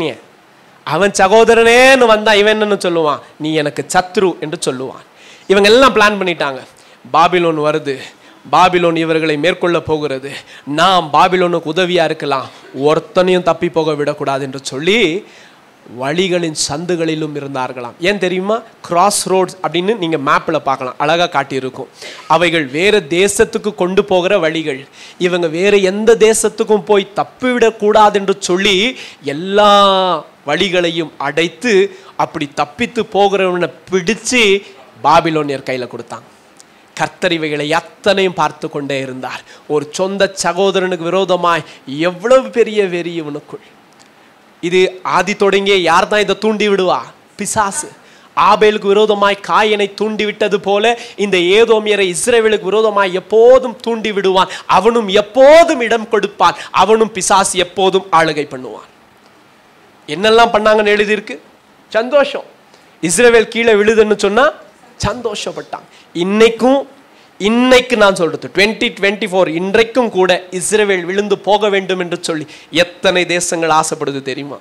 எத்தனை தேசங்கள் விரும்புது தெரியுமா? ஆனா அத்தனை தேசங்களும் தெரிஞ்சுக்கணும், கர்த்தருடைய திட்டமும் சித்தமும் இருக்கும் வரை இஸ்ரவேலை யாரும் ஒன்றும் பண்ண முடியாது. அதாவது முடிவுக்கு கொண்டு வர முடியாது இஸ்ரவேலை எல்லாம். சரி கவனிங்க, கர்த்தர் சொன்னார் இதெல்லாம் இப்படி செய்யறாங்க இவங்க. ஆனா கர்த்தருடைய எதிர்பார்ப்பு என்ன? உன் சகோதரன் விழுந்து போவானால் அவனை தூக்கி விடியா. உன் சகோதரன் பாரம் அவனுக்கு அதிகமா இருந்தா அவன் பாரத்தை சுமக்க உதவி செய். நமக்கு வேதம் அப்படிதான் காட்டி கொடுக்குது. வாசிக்கலாம், வேகமா எழுதிக்கலாம். ஏன்னா இஸ்ரவேலுக்கு விரோதமாக செயல்படுகிறது. ஏதோமியர்கள் இஸ்ரவேலுக்கு விரோதமாக செயல்பட்டாங்க. அது யாருக்கு விரோதமாக செயல்படுகிறபடி? கர்த்தர் விரோதமா செயல்படுகிறபடி. ஏன்னா அது கர்த்தர் கொடுத்த வாக்குத்தத்தம். கர்த்தர் ஆபிரகாமுக்கு என்ன சொன்னாரு? ஆபிரகாமே, உன்னை ஆசீர்வதிக்கிறவர்களை நான் ஆசீர்வதிப்பேன், உன்னை சபிக்கிறவங்களை நானும் சபிப்பேன். இப்போ ஏதோமியர் என்ன பண்றாங்க? சபிக்கிறாங்க, நிந்திக்கிறாங்க. அவர்களுடைய துக்க நாட்களில் சந்தோஷப்பட்டு அவர்களை இல்லாமல் பண்ண போக வேண்டும் என்று சொல்லி பிரயாசப்படுறாங்க. இப்போ யாரை எதிர்க்கிறதாக அர்த்தம் அது? ஏன்னா கர்த்தர் வாக்கு பண்ணியிருக்கிறார், உன்னை தொடுகிறவன் என் கண்மணியை தொடுகிற மாதிரி. இதுக்கு ஆதாரம் நம்ம பார்க்க முடியும். கர்த்தர் சவுல் வந்துட்டு சீஷர்களை தான் துன்பப்படுத்திக்கிட்டு இருந்தான். தமஸ்குக்கு போகிற வழியிலே இயேசு கிறிஸ்து சடதியாய் தோன்றி, சவுளே சவுளே, ஏன் கிறிஸ்தவர்களை துன்பப்படுத்துகிறாய், ஏன் சீஷர்களை துன்பப்படுத்துகிறாய் என்று கேட்கல, ஏன் என்னை துன்பப்படுத்துகிறாய்? யார் நீங்க? நான் தான் இயேசு கிறிஸ்து. பண்ணி துன்பப்படுத்துகிற இயேசு நான் தான். அப்படின்னா அவங்கள துன்பப்படுத்தினா உம்மை துன்பப்படுத்தின மாதிரி. இதுதான் இஸ்ரவேல் மேல் இருக்கிற கர்த்தருடைய வாக்குத்தத்தம். நல்லா கவனிச்சுக்கோங்க. ஆமா, நல்லா கவனிங்களேன். இப்ப வேதாகமத்தில் நாம் பார்க்கிறோம், இந்த இஸ்ரவேலுக்கு விரோதமான இப்படிப்பட்ட காரியங்களை ஏதோமியர்கள் செஞ்சாங்க. அவர்களுக்கு விரோதமாய் செய்யறது கர்த்தர் விரோதமாய் செய்கிற மாதிரி இருந்துச்சு. அப்பொழுது நியாய தீர்ப்பு அவங்களுக்காக வரும். இன்னைக்கும் நாம தைரியம் கொள்ளலாம். திருச்சபை அன்னைக்கு இஸ்ரவேல்னு சொன்னா இன்னைக்கு யாரு? திருச்சபையா? திருச்சபை. திருச்சபைக்கு விரோதமாய் செய்கிறது யாருக்கு விரோதமா செய்யற மாதிரி? கர்த்தருக்கு விரோதமா செய்யற மாதிரி. என்னைக்கும் சொல்றேன், கேட்டுக்கங்க. கர்த்தருடைய பிள்ளைகளை நேசிக்க கத்துக்கங்க. கர்த்தருடைய பிள்ளைகளை எதிர்க்கிறவர்களா இருப்பீர்களானால் அதற்குண்டான பலன் நிச்சயமா வந்தே வரும். இஸ்ரவேலுக்கு விரோதமாய் ஏதோ மாறினான், அதற்குண்டான பலன் அவன் மேல் வந்துதான் வந்துச்சு. நியாய தீர்ப்புகள் தேசங்கள் மேல் எப்படி வரும்? எப்படி வரும்? கர்த்தருடைய பிள்ளைகளுக்கு விரோதமாய் என்னெல்லாம் செஞ்சாங்களோ அவங்களுக்கு நியாய தீர்ப்பு வரும். புரியுதா உங்களுக்கு? கர்த்தருடைய பிள்ளைகளுக்கு உதவியா இருந்தா அதுவும் கடைசி நாளில் ஆசீர்வாதத்தை கொண்டு வரும். மத்தேயு 25:41 நினைக்கிறேன். என்னில் சிறியவர்களுக்கு ஆகிய என்னுடைய சகோதரர்களுக்கு எதை செய்தீர்களோ அதை நீங்க எனக்கே செஞ்சீங்கன்னு சொல்லி என் வேதம் சொல்லும். 40:41 கரெக்ட் இல்லையா? எதை செஞ்சீங்களா? அதை எனக்கே செஞ்ச மாதிரி. அதற்குண்டான பலன் அவர்களுக்கு உண்டு. கர்த்தருடைய பிள்ளைகளுக்கு நன்மை செய்தா அந்த பலன் கர்த்தர் கொடுப்பார். கர்த்தருடைய பிள்ளைகளுக்கு தீமை செய்தால் அதுக்குண்டான பலனும் கர்த்தர் கொடுப்பார். புரியுதா உங்களுக்கு? சரி, கவனிங்களேன். அப்போ இப்படிதான் இருந்துச்சு. It was all just like that. And then finally கர்த்தர் நம்மிடத்தில் எதிர்பார்க்கிறது என்ன தெரியுமா? நாம, வேதம் சொல்லுது, நாம ஒருவரில் ஒருவர் அன்பாய் இருந்தால் இது நிமித்தமாய் எல்லா நியாய பிரமாணங்களையும் கை கொண்டதாக இருக்கும். ஒருவரில் ஒருவர் அன்பா இருக்கிறது. நேசிக்க வரவனை என்ன பண்ண வேண்டாம்? பகைக்க வேண்டாம். Do not show your enmity to someone who comes to embrace you as a brother. புரியுதா உங்களுக்கு? ஆனா நாம யார் தெரியுமா? நாம யார் தெரியுமா? சகோதரனை தள்ளி விடுவோம், உலகத்தை போய் கட்டி பிடிப்போம், உலகத்தை பிடிச்சுப்போம். புரியுதா உங்களுக்கு? We will say no to brother but yes to friends. I'll tell you that. நல்லா தெரிஞ்சுக்கங்க. I do not know how many of you have that attitude.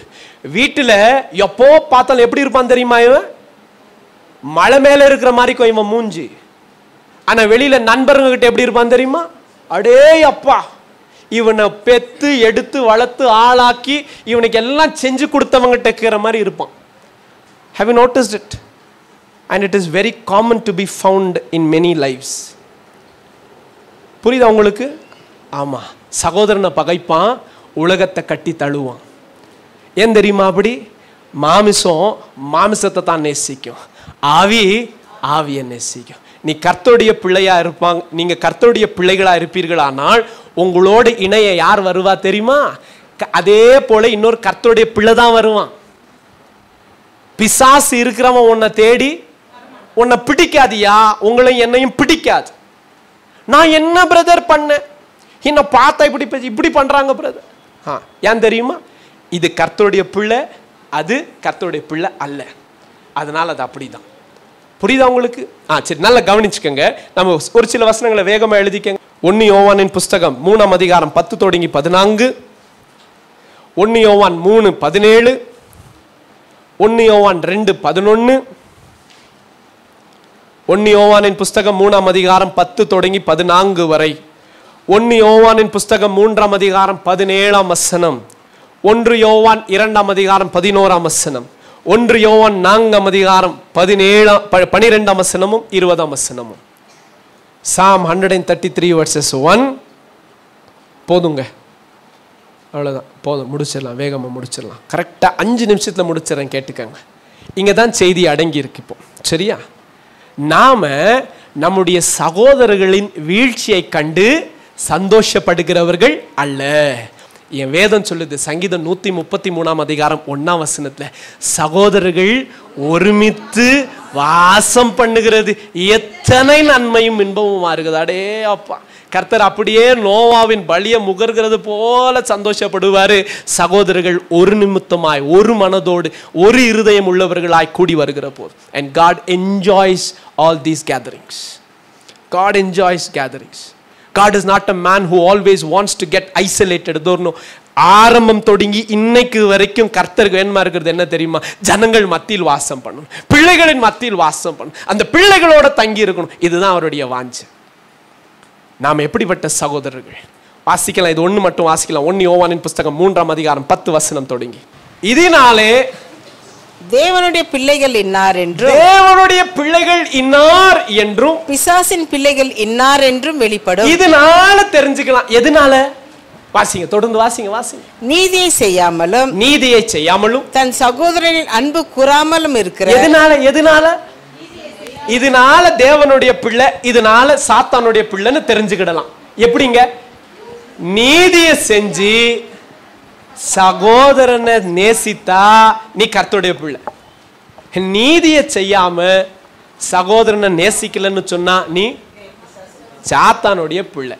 இதனால தெரிஞ்சுக்கலாம். ஐயா, நான் தான் கேட்டேன், நீங்க யாருடைய பிள்ளைங்க? ஏதோ கர்த்தருடைய பிள்ளைங்கள்லாம் ஒரு அல்லேலூயா சொல்லுங்க கேட்போம். கர்த்தருடைய பிள்ளைகள் எல்லாம் உரத்த சத்தமாய் ஒரு அல்லேலூயா சொல்லுங்க. எப்படி சொல்றீங்க நீங்க எல்லாம் கர்த்தருடைய பிள்ளைங்கன்னு சொல்லி? நாங்கள் நீதியை நடப்பிக்கிறவர்களும் எங்கள் சகோதரர்களை அன்பு செய்கிறவர்களா இருக்கிறோம். பிரதர், என்ன இருந்தாலும் சரி, எல்லாரும் அப்படியே கண்களை மூடுங்க, கர்த்தர்கிட்ட சொல்லுங்க, என் சகோதரனுக்கும் சகோதரிக்கும் விரோதமாய் என் இருதயத்தில் சாத்தான் கசப்பை விதைத்திருக்கிற ஆண்டவரே, இவங்க மேல எனக்கு கசப்பு உண்டு. யார் மேல உனக்கு கசப்பு இருந்தாலும் சரி, இப்போ சொல்லு, இந்த இன்னார் மேல கசப்பு நீங்க கொண்டு வரல தம்பி, சகோதரிய நீ அதை கொண்டு வரல, சகோதரன் நீ அதை கொண்டு வரலப்பா, அதை விதைச்சது பிசாசு. களையை விதைக்கிறவன் பிசாசு, அதை பிசாசு விதைச்சிருக்கிறான். அவங்க மேல உனக்கு எரிச்சல், அவங்க மேல உனக்கு பொறாமை, அவங்க மேல உனக்கு கோபம், அதை பிசாசு விதைச்சிருக்கான்னு தெரிஞ்சுக்க. அதான் உண்மை. இப்ப சொல்லு, பொல்லாத பிசாசு எனக்குள் விதைத்த அந்த களையை ஆண்டவராகிய இயேசுவின் நாமத்தினால் வேரோடு அருந்து போகட்டும். நான் இனி பகைக்கிறவனாக அல்ல, நேசிக்கிறவனாய், நான் கர்த்தருடைய அன்பை இந்த பூமியில் வெளிப்படுத்த தெரிந்து கொள்ளப்பட்ட தேவ பாத்திரம், கர்த்தருடைய அன்பை மற்றவர்களுக்கு காணப்பண்ண தெரிந்து கொள்ளப்பட்ட கர்த்தருடைய இஸ்ரவேல். நான் பகைக்கிறவன் அல்ல, நான் நேசிக்கிறவன். நான் பகைக்கிறவன் அல்ல, நான் நேசிக்கிறவன். ஐயோ பிரதர், நீங்க சொல்லுகிறது உண்மைதான், ஆனால் நான் நேசத்தை கொண்டு போனால் அவர்கள் பகையை கொண்டு வருகிறார்களே. நீ அதை குறித்து கவலைப்படாத. நீ நேசத்தை ஆரம்பம் தொடங்கி யாக்கோபு காண்பித்தது போல தொடர்ச்சியா நீ அன்பை காட்டிக்கிட்டே இரு. அவங்க தொடர்ச்சியா பகைச்சுக்கிட்டே இருக்கட்டும். அந்த பகைக்கு நீ அல்ல, கர்த்தர் நியாயத்தை கொண்டு வருவார். கர்த்தர் நியாயத்தை கொண்டு வருவார். நீ சோர்ந்து போகாத, நீ கண்ணீர் வடிக்காத, உன் அழுகையை அப்படியே காத்துக்கொள், உன் சத்தத்தை அடக்கிக்கொள். உன் செய்கைக்கு பலன் கர்த்தர் கொண்டு வருவார். அவ்வளவுதான் நீ செய்ய வேண்டியது. ஆனா இன்னைக்கு எது போயிடணும் உன்னை விட்டு? எல்லா கசப்பும் வைராக்கியமும் கோபமும். அதுவும் சொந்த சகோதர சகோதரி மேல உனக்கு கோபமா?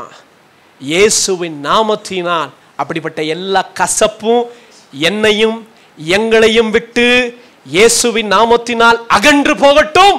மறுபடியும் அந்த கசப்பு எனக்குள் வேர்கொள்ள கூடாது. ஜெபம் பண்ணுங்க. அது உன் கையில தான் இருக்கு. அந்த பிசாசை நீ தான் துரத்தணும். விசுவாசிகளினால் உண்டாகுகிற அடையாளங்கள், அவர்கள் இயேசுவின் நாமத்தினால் பிசாசை துரத்துவார்கள். துரத்து, நீ துரத்து. இன்னைக்கு அந்த கசப்பு உன்னை விட்டு போகணும் இயேசுவின் நாமத்தினால். Thank you Lord. பிள்ளைகளின் இருதயங்களில் பேசுங்க, அவங்களுக்கு காட்டி கொடுங்க. நீங்க தான் காட்டி கொடுக்கணும். நீங்க எங்களுக்கு காட்டி கொடுக்கலன்னா நாங்க அப்படியே நீதிமான நினைச்சு அப்படியே வாழ்ந்து அப்படியே செத்து போயிடுவோம். ஆண்டவரே, நீங்க தான் எங்களுக்கு காட்டி கொடுக்கணும். எங்க குற்றங்கள் என்ன, எங்க பாவங்கள் என்ன, நாங்கள் யாருக்கு விரோதமாய் நிற்கிறோம், யாருக்கு விரோதமாய் கிரியை செய்கிறோம், எங்கள் இருதயத்தில் உண்டாகுகிற காரியங்கள் தான் என்ன. Thank you Lord. Thank you Jesus. Help us Lord, help us. உதவி செய்யும் ஆண்டவரே. இயேசுவின் நாமத்தில் எங்களுடைய அறிக்கைகளை கர்த்தர் நீர் கேட்டிருக்கிறீர், அங்கீகரித்திருக்கிறீர். கசப்புகளை ஆண்டவராகிய இயேசுவின் நாமத்தினால் வேரோடு எடுத்து போட்டிருக்கிறீர். திருச்சபையாய் நாங்கள் விசுவாசித்து கிறிஸ்து இயேசுவுக்குள் ஆமென்றும் ஆமென் என்றும் ஏற்றுக்கொள்கிறோம். சபையார் ஆமென். Praise the Lord. நல்லா கவனிங்க. அப்போ இவைகளை நாம் கடந்து போக செய்ய வேண்டும். இல்லை என்று சொன்னால் யார் எதிர்த்து வர போறா? கர்த்தர் எதிர்த்து வர போகிறார். சகோதரன் விரோதமாக வச்சிருக்கிறீங்க, அவனுடைய வீழ்ச்சியில சந்தோஷமா படுறீங்கன்னு சொல்லி கர்த்தர் விரோதமாக வருவார். கடைசியா 1 யோவானின் புஸ்தகம் 4ஆம் அதிகாரம் 20ஆம் வசனத்தை வாசிக்கலாம். இந்த வசனங்கள் எல்லாம் கண்டிப்பா வீட்டுல போய் வாசிங்க, பிரயோஜனமா இருக்கும். தேவனிடத்தில் அன்பு கூறுகிறவன் என்று ஒருவன் சொல்லியும் தன் சகோதரனை பகைத்தால் அவன் பொய்யன். தான் கண்ட சகோதரனிடத்தில் அன்பு கூறாமல் இருக்கிறவன். கர்த்தரே எனக்கு தெரியும், கர்த்தரே எனக்கு தெரியும், நான் கர்த்தருடைய பிள்ளை, நான் கர்த்தருடைய வேதத்தை வாசிக்கிறேன், கர்த்தருடைய சபைக்கு போறேன் எல்லாம் சொல்லிப்பான். சகோதரனை நேசிக்கிறியாப்பா? இல்லைங்க. அப்படின்னா நீங்க சொல்றது பொய். நாங்க யாருடைய பிள்ளைங்க தெரியுமா? ஈசாக்குடைய பிள்ளைங்க. பொய்ப்பா. ஆபிரகாமின் தேவனும் ஈசாக்கின் தேவனும் ஏசாவின் தேவன் சொல்லப்படல, யாக்கோபின் தேவன் என்று தான் சொல்லப்பட்டுச்சு. ஏன் தெரியுமா? அதுக்கு கீழே ஏசாவுக்கு வர மனதில்லை. புரியுதா உங்களுக்கு? ஆமா, நாம வேதம் சொல்லுகிறபடியே சகோதரர்களை நேசித்தோம் ஆனால் மாத்திரமே நமக்கு தேவனை தெரியும்னு அர்த்தம். இல்லைன்னா தேவனை பொய்யர்கள் அவர்கள். கர்த்தர் ஒருவனுக்குள்ள வாசம் பண்ணினால் அவன் மற்றவங்களை என்ன பண்ண முடியாது? வெறுக்க முடியாது. You cannot hate someone when God really dwells in you. Probably you may don't have to agree with them. நல்லா கேட்டுக்கங்க. அப்படின்னா அவங்க சொல்றதெல்லாம் செய்யணுமா, சொல்றதெல்லாம் பண்ணணுமா? இல்லை. You don't have to agree with them if it is not scriptural. வேத வசனத்தின்படி இல்லாத வரைக்கும் நீங்க கேட்க வேண்டிய அவசியமே இல்லை. புரியுதா உங்களுக்கு? I don't have to obey if it is not scriptural. But of course I will have love for you. Of course நான் உங்களை நேசிப்பேன். ஆனால் நீங்க சொல்லுகிறது வேத வசனத்துக்கு புறம்பா இருந்தா நீங்க சொல்லுகிறத நான் கேட்கணுன்ற அவசியம் இல்லைங்க. செய்ய மாட்டேங்க, இருக்கட்டுங்க. அது எல்லா தாழ்மையோட சொல்லிட்டு போய்கிட்டே இருக்கணும். இல்லைங்க, தமிழ் சொல்ற இது செய்யுங்க, நான் உங்க சகோதரன் தானே. ஆமா தம்பி, அது எந்த சந்தேகமும் இல்லை. அப்ப இதை செய்யுங்க அண்ணன். இல்லை தம்பி, வேண்டாப்பா, அது வசனத்தின் படி இல்லை. இல்லை நான் செஞ்சுதான் ஆகும். இல்லடா நீயும் செய்யக்கூடாது. இல்லை நான் செய்வேன், நீங்க என்ன தடுக்க கூடாது. நீங்க யார் என்ன தடுக்க? அண்ணன்டா, அதெல்லாம் கிடையாது, நான் போறேன் செய்வேன். அப்போ உன் விருப்பம் தம்பி, நான் செய்ய மாட்டேன். அவ்வளவுதான். என்ன நேசிப்பீங்களான்னு? உன்னை கண்டிப்பா நேசிப்பேன். I will love you, but I will not agree on your things if it is unscriptural. புரியுதா உங்களுக்கு? That is a balance that a child of God should know. ஐயோ அவங்க கூடலாம் நாங்கள் பேசக்கூட மாட்டோங்க. ஏங்க அவங்க இப்படிப்பட்ட? அவங்க சகோதரர்கள் சகோதரிகள், நேசிங்க. ஆனால் அவங்க செய்யறதை நீங்க செய்ய வேண்டாம். கர்த்தர் ஒரு நாளும் இஸ்ரவேலரை பார்த்து பரிசேர பகைங்கன்னு கூட சொல்லி கொடுக்கல, தெரியுமா? அவங்க சொல்றதெல்லாம் கேளுங்க, ஆனா அவங்க செய்யறத நீங்க செய்யாதீங்கன்னு தான் சொல்லி கொடுத்தாரு அப்பா. புரியுதா உங்களுக்கு? அடித்தளமே, நம்ம விசுவாசத்தின் அடித்தளமே அதுதான். என்ன தெரியுமா? பகைக்கிறவங்களுக்காக ஜெபம் பண்ணுங்க. ஏன்னா நாம என்ன செய்யறோமோ அதன்படி தான் கர்த்தர் நமக்கு செய்ய போகிறார். ஓ சகோதரனுக்கு நீ மன்னிப்பை கொடு, கர்த்தர் உன் பாவத்துக்கு மன்னிப்பை கொடுப்பார். ஓ சகோதரனுடைய பாவத்தை நீ மன்னிக்காத, கர்த்தரும் நம்முடைய பாவத்தை மன்னிக்க மாட்டார். See that? எங்க அடங்கி இருக்கு? உன் சகோதரன் நீ எப்படி செய்ய போற? ஐயா, நம்ம செய்கிற பரலோகத்தின் பிதாவே என்று சொல்லுகிற பரமண்டலத்தின் ஜெபத்திலையும் நாம் என்ன செய்யறோம்? எங்களுக்கு தீமை செய்தவர்களை நாங்கள் மன்னிப்பது போல எங்கள் பாவ கடன்களை கர்த்தர் நீர் எங்களுக்கு, அது நாமே சொல்றோம். நீ மன்னிக்க மாட்டேன்னா கர்த்தர் என்ன சொல்ற? நீ தான்பா சொன்ன. ஏன் ஆண்டவரே என்ன மன்னிக்க மாட்டேன்றீங்க? நீ தான்பா சொன்ன ஜெபத்துல, நான் மன்னிக்கலன்னா நீங்களும் மன்னிக்காதீங்கன்னு சொன்னீங்க. அதனால தான் செய்யறேன். Everything just cos like that. அருமையான தேவ பிள்ளைகளை கவனித்துக் கொள்ளுங்க. கடைசியாக உபதியா புஸ்தகம் 1ஆம் அதிகாரம் 15ஆம் வசனம் வாசிக்கலாம். 1ஆம் அதிகாரம் 15ஆம் வசனம் வேகமாய். எல்லா ஜாதிகளுக்கும் விரோதமான நாளாகிய கர்த்தருடைய நாள். எந்த ஜாதிக்கு விரோதமா? எல்லா ஜாதிகளுக்கும், எல்லா தேசங்களுக்கும், எல்லா ராஜ்யங்களுக்கும் விரோதமான நாள் ஆகிய கர்த்தருடைய நாள் வருகிறது, சமீபமாய் வந்திருக்கிறது. நீ செய்தபடி, நீங்கள் செய்தபடி உனக்கு செய்யப்படும், உங்களுக்கும் செய்யப்படும். நாம் செய்தபடி நமக்கு செய்யப்படும். உன் செய்கையின் பலன், உன் செய்கைகளின் பலன் உன் தலையின் மேல் தீரும். உன் தலையின் மேல் இருக்கும். உன் செய்கைகளின் பலன் அது கிரீடமா, எரிகிற அக்கினியின் தழலா என்று யார் தீர்மானிக்கலாம்? நம்முடைய செய்கைகள் தீர்மானிக்கலாம். உன் தலைமையில வரும். நீ செஞ்சதுக்கெல்லாம் உன் தலைமையிலேயே வரும் பார் அப்படின்னு சொன்னா பயமா இருக்குன்னு. அதுக்கு பதிலா நீங்க எப்படி சொல்லுங்க? கர்த்தர் உன் தலையின் மேல் ஆசீர்வதித்து ஒரு கிரீடத்தை பொருத்துவார். இல்லை இல்லை இல்லை இல்லை இல்லை, செய்த கிரியைக்கு தக்க பலன். ஏதோ தலைமையில கை வச்சு சொல்லி என் செய்கைக்கு தக்க பலன் எனக்கு தாங்க ஆண்டவரே அப்படின்னு சொல்லுங்க. சொல்லுங்கய்யா. அட சும்மா இருங்க பிரதர், பயமா இருக்கு, ஏதாவது வரப்போகுது. பத்தியா பத்தியா? அதான் உண்மை. நாம் செய்கிற கிரியைக்கு தக்க பலன் கர்த்தர் நம் தலையின் மேல் கொண்டு வருவார். தேவ பிள்ளையே, நம்மேல் கொண்டு வருவார். அதான் இன்றைய செய்தியுடைய வசனம். நாம் எதை செய்கிறோமோ அதையே கர்த்தர் நம்மேல் திரும்பி வர பண்ணுவார். அவைகளை மறுபடியும் நம் அடியில் கொண்டு வந்து கர்த்தர் வைப்பார். நம் தலையின் மேல் கர்த்தர் அவைகளை வர பண்ணுவார். நீங்கள் செய்தது என்ன? எதை விதைக்கிறாயோ அதை தான் அறுவடை செய்வாய். விதைக்காததை அறுவடை செய்ய மாட்டாய். வேதம் சொல்லுகிறபடியே எவன் ஒருவனும் போய் அத்தி மரத்தில் திராட்சை கனியையோ அல்லது திராட்சை பழத்தண்டைக்கு போய் அத்தி பழத்தையோ எதிர்பார்க்க மாட்டான். எதை விதைத்தாயோ அதே நீயும் நானும் அறுவடை செய்ய போகிறோம். நீ அந்தரங்கத்தில் எதை செய்தாயோ வெளியரங்கத்தில் அதற்குண்டான பலன் வரும் நாள் வெகு சமீபம். திருச்சபையே, ஒருவேளை உன்னுடைய சகோதரனையும் உன்னுடைய சகோதரியையும் கர்த்தருடைய ஜனங்களுக்கு விரோதமாய் நீ கிரியைகளை செய்திருப்பாயானால் இன்றைக்கே மனம் திரும்பிக்கோ. காரணம், அப்படிப்பட்ட கர்த்தருடைய பிள்ளைகளுக்கு விரோதமாய் பேசுகிற எல்லா வார்த்தைகளுக்கும் நாம என்ன கொடுக்கணுமா இருக்கும்? கண்டிப்பா கொடுக்கணும். அதுக்கு தான் என்ன சொல்லுவாங்க தெரியுமா? ஊழியக்காரங்களுக்கு விரோதமா பேசாதீங்க. நான் சொல்லுவேன், ஊழியக்காரன் இல்ல, ஒரு விசுவாசி கர்த்தருடைய சாதாரண சின்ன பிள்ளையா இருந்தாலும் அவங்களுக்கு விரோதமா நீயும் நானும் பேசக்கூடாது. பேசுறதுக்கு முன்னாடி யோசிக்கணும். வேண்டாம், இது நமக்கு சரியில்லை, நாம பேசிட்டு தேவையில்லாத பிரச்சனையை நாம நமக்கே கொண்டு வந்துடக்கூடாது, வேண்டான்னு பயம் இருக்கணும் நமக்குள்ள. புரியுதா உங்களுக்கு? ஜாக்கிரதையா இருக்கணும். திருச்சபையாகிய நீங்களும் நானும் இவைகளில் ஜாக்கிரதையா இருக்கணும்.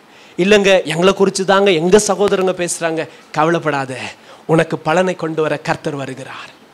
தீமை செஞ்சவங்க அவங்களுக்கு உண்டான பலன் அவர் கொண்டு வரார். நீ கவலைப்படாத. நீங்களும் நானும் செய்ய வேண்டியதெல்லாம் ஒண்ணுதான். தொடர்ந்து கர்த்தருடைய பிள்ளைகளை நேசிச்சுட்டு அவங்கள அன்பு செஞ்சுக்கிட்டு போய்கிட்டே இருக்கலாம். பலன் இவங்க அல்ல, யார் கொடுப்பா? கர்த்தர் கொடுப்பாருங்க. அல்லேலூயா. புரியுதா உங்களுக்கு? இப்படிதான் கர்த்தர் நடத்துவார். ஆனால் இஸ்ரவேல் இல்லாமல் போகணும்னு நினைச்ச ஏதோமியர்களுக்கு இல்லாமல் போனாங்க. இஸ்ரவேல் இன்னைக்கும் நமக்கு முன்னாடி அப்படியே இருக்கு. இந்த பகை அதோட நிக்கல, உபோதியா நாட்களோட நிக்கல, அது அப்படியே தொடர்ந்து போச்சு. பல ஆண்டுகளுக்கு பின்பு இந்த ஏதோம் மலைப்பட்டணம் காமிச்சே இல்லைங்களா, அங்கிருந்து ஒரு மனிதன் ரோமன் வந்து அவனிடத்திலிருந்து எருசலேமின் சிங்காசனத்தை பற்றி கொள்வான். வெறும் விக்கிபீடியா பிரிட்டானிக்கா இது ரெண்டு இருக்கு. ஏரோத குறிச்சி படிக்க நீங்க அங்க போங்க, இதோடைய எல்லா காரியங்களும் அங்க இருக்கு. சரி, நல்லா கவனிங்க. இப்போ இந்த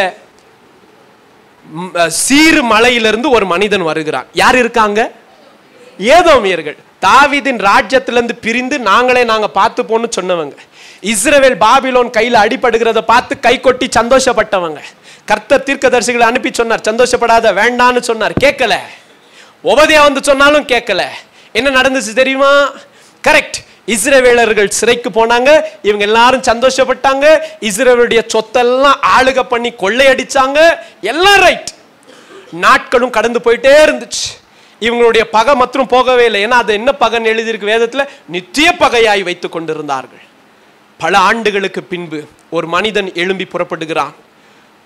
அம்மா வந்துட்டு நேபேத்தியன்ஸ் அப்படின்னு எழுதியிருக்கு. அது வந்துட்டு அரபு தேசத்திலிருந்து வருகிற ஒரு வம்சம். அதுல இருந்து ஒரு தாயும், அவங்க 2 பேருக்கும் பிறந்தவன் ஒரு மனிதன். நல்லா கேளுங்க, ஃபர்ஸ்ட் நான் சொல்லிடுறேன். இந்த மனிதன் புறப்பட்டு ரோமாவுக்கு போய் 6th BC-ல ரோமாவுக்கு போய் எருசலேமின் சிங்காசனத்தை கேட்டு பெற்றுக்கொள்ளுகிறான் காசு கொடுத்து. சீர் மலையிலிருந்து ஒரு மனிதன் போய் ரோமாவில ஜூலியஸ் சீசர் என்கிற ராஜாவை சந்தித்து, ரோமன் ராஜாவே, உங்களுக்கு அநேக தேசங்களை கைப்பிடிச்சு வச்சிருக்கிறீங்க, அதுல எருசலேமும் ஒண்ணு, அதனுடைய ஆட்சியை என்ன கொடுக்குறீங்களா? பைசா கொடுக்க. ரோமன் பைசாவுக்கு வாங்கிப்பான். பைசா வாங்கிட்டு கொடுத்தான். வந்து சிங்காசனத்துல அமர்ந்தான். இவன் யார் தெரியுமா? ஏரோது. ஏரோது யார் தெரியுமா? ஏசாவுடைய சந்ததி. இவன் வந்து உட்கார்ந்து இப்ப சொன்னா, இஸ்ரவேலே, எனக்கு விரோதமாய் இத்தனை நாள் எனக்கு மேலாக ஆட்சி செஞ்சுட்டு இருந்த இஸ்ரவேலே, இப்ப யார் வந்து உக்காந்து இருக்கிறா தெரியுமா?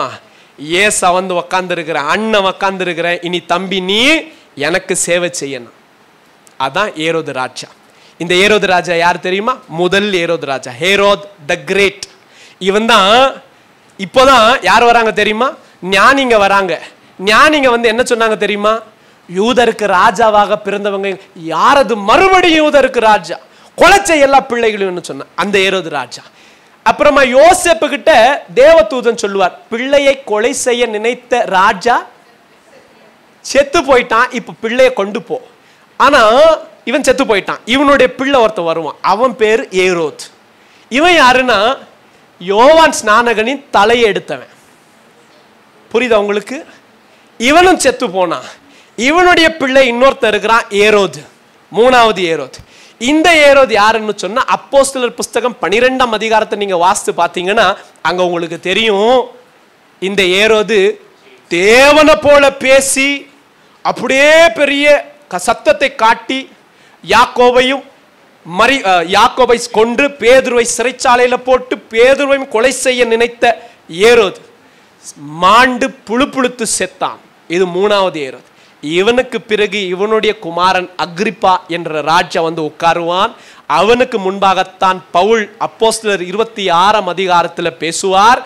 அக்ரிப்பாவுக்கு பிள்ளை இல்லை, அதற்கு பின்பு ஏதோமியர்கள் சந்ததியே இல்லாமல் போனது. ஒபதியா புஸ்தகம் 1ஆம் அதிகாரம் 18ஆம் வசனத்தின் படி இன்னைக்கு வரைக்கும் ஏதோமியர்கள் தேசம் பாழாய் கிடக்கிறது. அதுல வாசம் பண்ணுகிறவர்கள் யாரும் இல்லை. கர்த்தர் சொன்னது போலவே உன் வாசஸ்தலங்கள் பாழாகும், உனக்கு சந்ததியார்கள் இல்லாமல் போவார்கள். இவ்விதமாக நீ இஸ்ரவேலுக்கு ஆகணும்னு நினைச்ச, அது இஸ்ரவேலுக்கு அல்ல, உனக்காகும். நீ செய்த கிரியையுடைய பலன் உன் தலையின் மேல் வந்து உனக்கே விடியும். நீ இவ்விதமாய் பாழாவாய். கர்த்தர் சொன்ன வாக்கு தத்தம் இன்றைக்கு வரைக்கும் அப்படியே நிறைவேறுச்சு. இஸ்ரவேலோ ஒரு சொந்த தேசமாய் இன்றைக்கும் கர்த்தருக்கு முன்பாக இருக்கிறது. ஏதோமியர்கள் இல்லாமல் போனார்கள். ஒருவேளை உனக்கு விரோதமாய் சத்துருக்கள் எழும்புவார்களான். உன் சகோதரன் விழுந்தானா, நல்லா கேட்டுக்க, உன் சகோதரன் விழுந்தானா உன் சகோதரனை தூக்கி விட பிரயாசப்படு.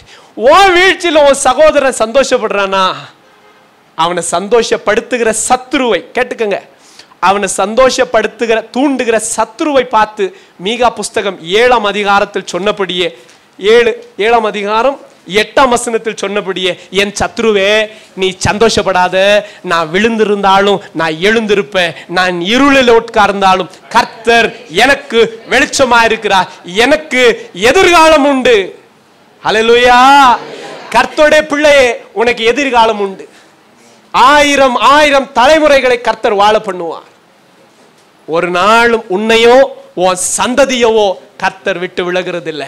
நம்மை கர்த்தர் அப்படிப்பட்ட ஒரு உடன்படிக்கைக்குள்ள கொண்டு வந்து சேர்த்துட்டாரு. நாம விசுவாசத்துக்குள்ள, நம்ம யாருடைய பிள்ளைங்க? ஆபிரகாமின் பிள்ளைகள். நாமும் விசுவாசத்துக்குள்ள தைரியமா சொல்லலாம், இஸ்ரவேலே. ஹல்லேலூயா. புரியுதா உங்களுக்கு? ஆனா நமக்குள்ள அப்படிப்பட்ட ஏதோ வாசம் பண்ணக்கூடாது. நமக்குள்ள அப்படிப்பட்ட ஏதோ வாசம் பண்ணக்கூடாது. எப்படிப்பட்ட ஏதோ? நீங்க யாக்கோபா ஏசாவா? அதான் ஆசை. ஆனா நீ யாக்கோபா ஏசாவா? எப்படி? என்னங்க? சகோதரனை நேசிக்கிறதுனால நாங்க யாக்கோபு, நாங்க சகோதரங்களை பகைக்கிறதுல அதனால நாங்க ஏசா இல்லை. ஏசா சகோதரனை பகைக்கிறவன் மாத்திரமல்ல, நல்லா கேட்டுக்கங்க. ஏன் கர்த்தர் யாக்கோபை தெரிந்து கொண்டு ஏசாவை விட்டார் தெரியுமா? அவன் இழிவான ஆதாயத்துக்காக மேன்மையானதை விற்று போடுவான். அதனாலதான் கர்த்தர் பெரிய பொறுப்பு அவனை நம்பி செய்யல. வேண்டாம், என்னுடைய சித்தத்தை யாக்கோபை கொண்டு நிறைவேற்றுவேன். அவனுக்குள்ள அப்படிப்பட்ட காரியங்கள். அவன் என்ன செஞ்சான் தெரியுமா? ஒரே ஒரு சின்ன கிண்ண சாப்பாட்டுக்காக சிரேஷ்ட புத்திரபாகத்தை விட்டு கொடுத்தான். எவ்வளவு பெரிய கிருபைகளா இருந்தாலும் இழிவான ஆதாயத்துக்காக எதிர்காலங்களை விற்று போடுவார்கள். நாளைக்கு நல்லா இருப்பீங்க, நாளைக்கு யாருக்கு வேணும்? எங்களுக்கு இன்னைக்கு இதுதான் வேணும், இன்னைக்கு என்ன கிடைக்குது எங்களுக்கு அது போதும். என்னையா அப்படி பேசுறீங்க? இல்லைங்க, எதிர்காலங்கள் என்று ஒன்று உண்டு அல்லவா? வசனம் என்ன சொல்லுது? நாளை குறித்து நாளை கவலைப்படும். எங்களுக்கு அதை பத்தி தேவையில்லை. வேதம் சொல்லுகிறது. எபிரியரின் புஸ்தகம், எனக்கு வசனம் ஞாபகம் இருந்தா எடுங்க தம்பி. வேதம் சொல்லுது, நீங்கள் ஏசாவை போல் இராமல், ஏசாவை போல இருக்க வேண்டாம். எப்படி? இழிவான ஆதாயத்துக்கு மேன்மையானதை விற்று போடுகிறவர்களா இருக்க வேண்டாம். யாக்கோபை போல கர்த்தரால் உடைக்கப்பட்டவனாக இருந்தாலும் பரவாயில்ல, கர்த்தருடைய பிள்ளையாய் இருக்க காணப்படலாம். அவனுக்கு தான் மேன்மை, அவனுக்கு தான் ஆசீர்வாதம், எல்லாருக்கும் இல்லை. புரியுதா உங்களுக்கு? நாம ஏசாவா இருக்கக்கூடாது. ஏசா எப்பவுமே எப்படிப்பட்டவன்? இழிவான ஆதாயத்துக்காக மேன்மையும் மகிமையுமான எதிர்காலத்தை விற்று போடுவான். இன்னொரு சின்ன காரியத்தை சொல்லிடுவா. இந்த 2ஆம் ஏரோது வந்தாரே, யோவான் தலையை எடுக்க வந்தாரே, அவரு ஒரு பிள்ளை, ஒரு பெண் பிள்ளை நடனம் ஆடுகிறாள். அந்த நடனத்தை பார்த்து அவ்வளோ சந்தோஷப்பட்டு என்ன கொடுக்குறேன்னு சொன்னா தெரியுமா? ஏன்யா ஒரு நடனத்துக்கு யாராவது பாதி ராஜ்யம் கொடுக்குன்னு சொல்லுவானா? ராஜா எஸ்தரை கேட்டாங்க, உனக்கு பாதி ராஜ்யம் ஏன்? ஏன்னா அவள் ராஜாவுக்கு பாதி, சரி பாதி, நான் பாதி, என் மனைவி பாதி. ராஜாவுக்கு ராஜா பாதி, ராஜாத்தி பாதி. அதனால அவளுக்கு சொல்லலாம் நியாயம். வந்து நடனம் ஆட வந்த மகளை பார்த்து பாதி ராஜ்யத்தையும் கொடுக்க. See that? Will be ready to give up anything for leisure, pleasure. They are Edomites. அவங்க தான் ஏதோமியர்கள். நாம யாக்கோபா ஏசாவா? யாக்கோபு யார் தெரியுமா? யபோக் என்கிற நதி அண்டைக்கு எல்லாத்தையும் அனுப்பிவிட்டு தனியா கர்த்தர் தான் வேணும்னு சொன்னாள். போராடுவான். கர்த்தர் நீங்க என்ன ஆசீர்வதித்தால் ஒழிய நானும் போக விட மாட்டேன்னு சொல்லுவான். ஏசா யார் தெரியுமா? என்ன கொடுப்பீங்க? இதை கொடுத்தா என்ன கொடுப்பீங்க? வித்துருவியா? ஐயா, ஆமா வித்துருவேன். வித்துடு. இங்க நாம யாரும் மனுஷரிடத்துல விற்க மாட்டோம், பிசாசு இடத்துல வித்துருவோம். உலகத்தின் இன்பங்களுக்காக கிருபைகளையும் உலகத்தின் மேன்மைக்காக அழைப்பையும் விற்று போடுவார்கள். பணத்துக்காக மேன்மையான அபிஷேகத்தை விற்று போடுவார்கள். கர்த்தருடைய பிள்ளைகள், நீங்களும் நானும் இன்னைக்கு ஒரு தெளிவுக்குள்ள வாங்க. நேசிக்கிற சகோதரனை பகைக்க கூடாது. புரியுதா உங்களுக்கு? நேசிக்கிற சகோதரனை பகைக்க வேண்டாம், பகைக்க வேண்டாம். நாம் நேசிக்கலாம், கர்த்தருடைய அன்பை வெளிப்படுத்தலாம், கர்த்தருக்கு உண்மையாய் நாம் வாழ்ந்து கர்த்தருக்காய் பிரயாசப்படலாம். உங்க துக்கத்தை பார்த்து சந்தோஷப்படுகிற கூட்டம் இருக்குமானால் கவலையே படாதீங்க. அந்த பலனை யார் கொண்டு வருவா? கர்த்தரே கொண்டு வருவார். நாம் எல்லோரும் எழுந்து நிற்கலாமா? Shall we all raise to our feet?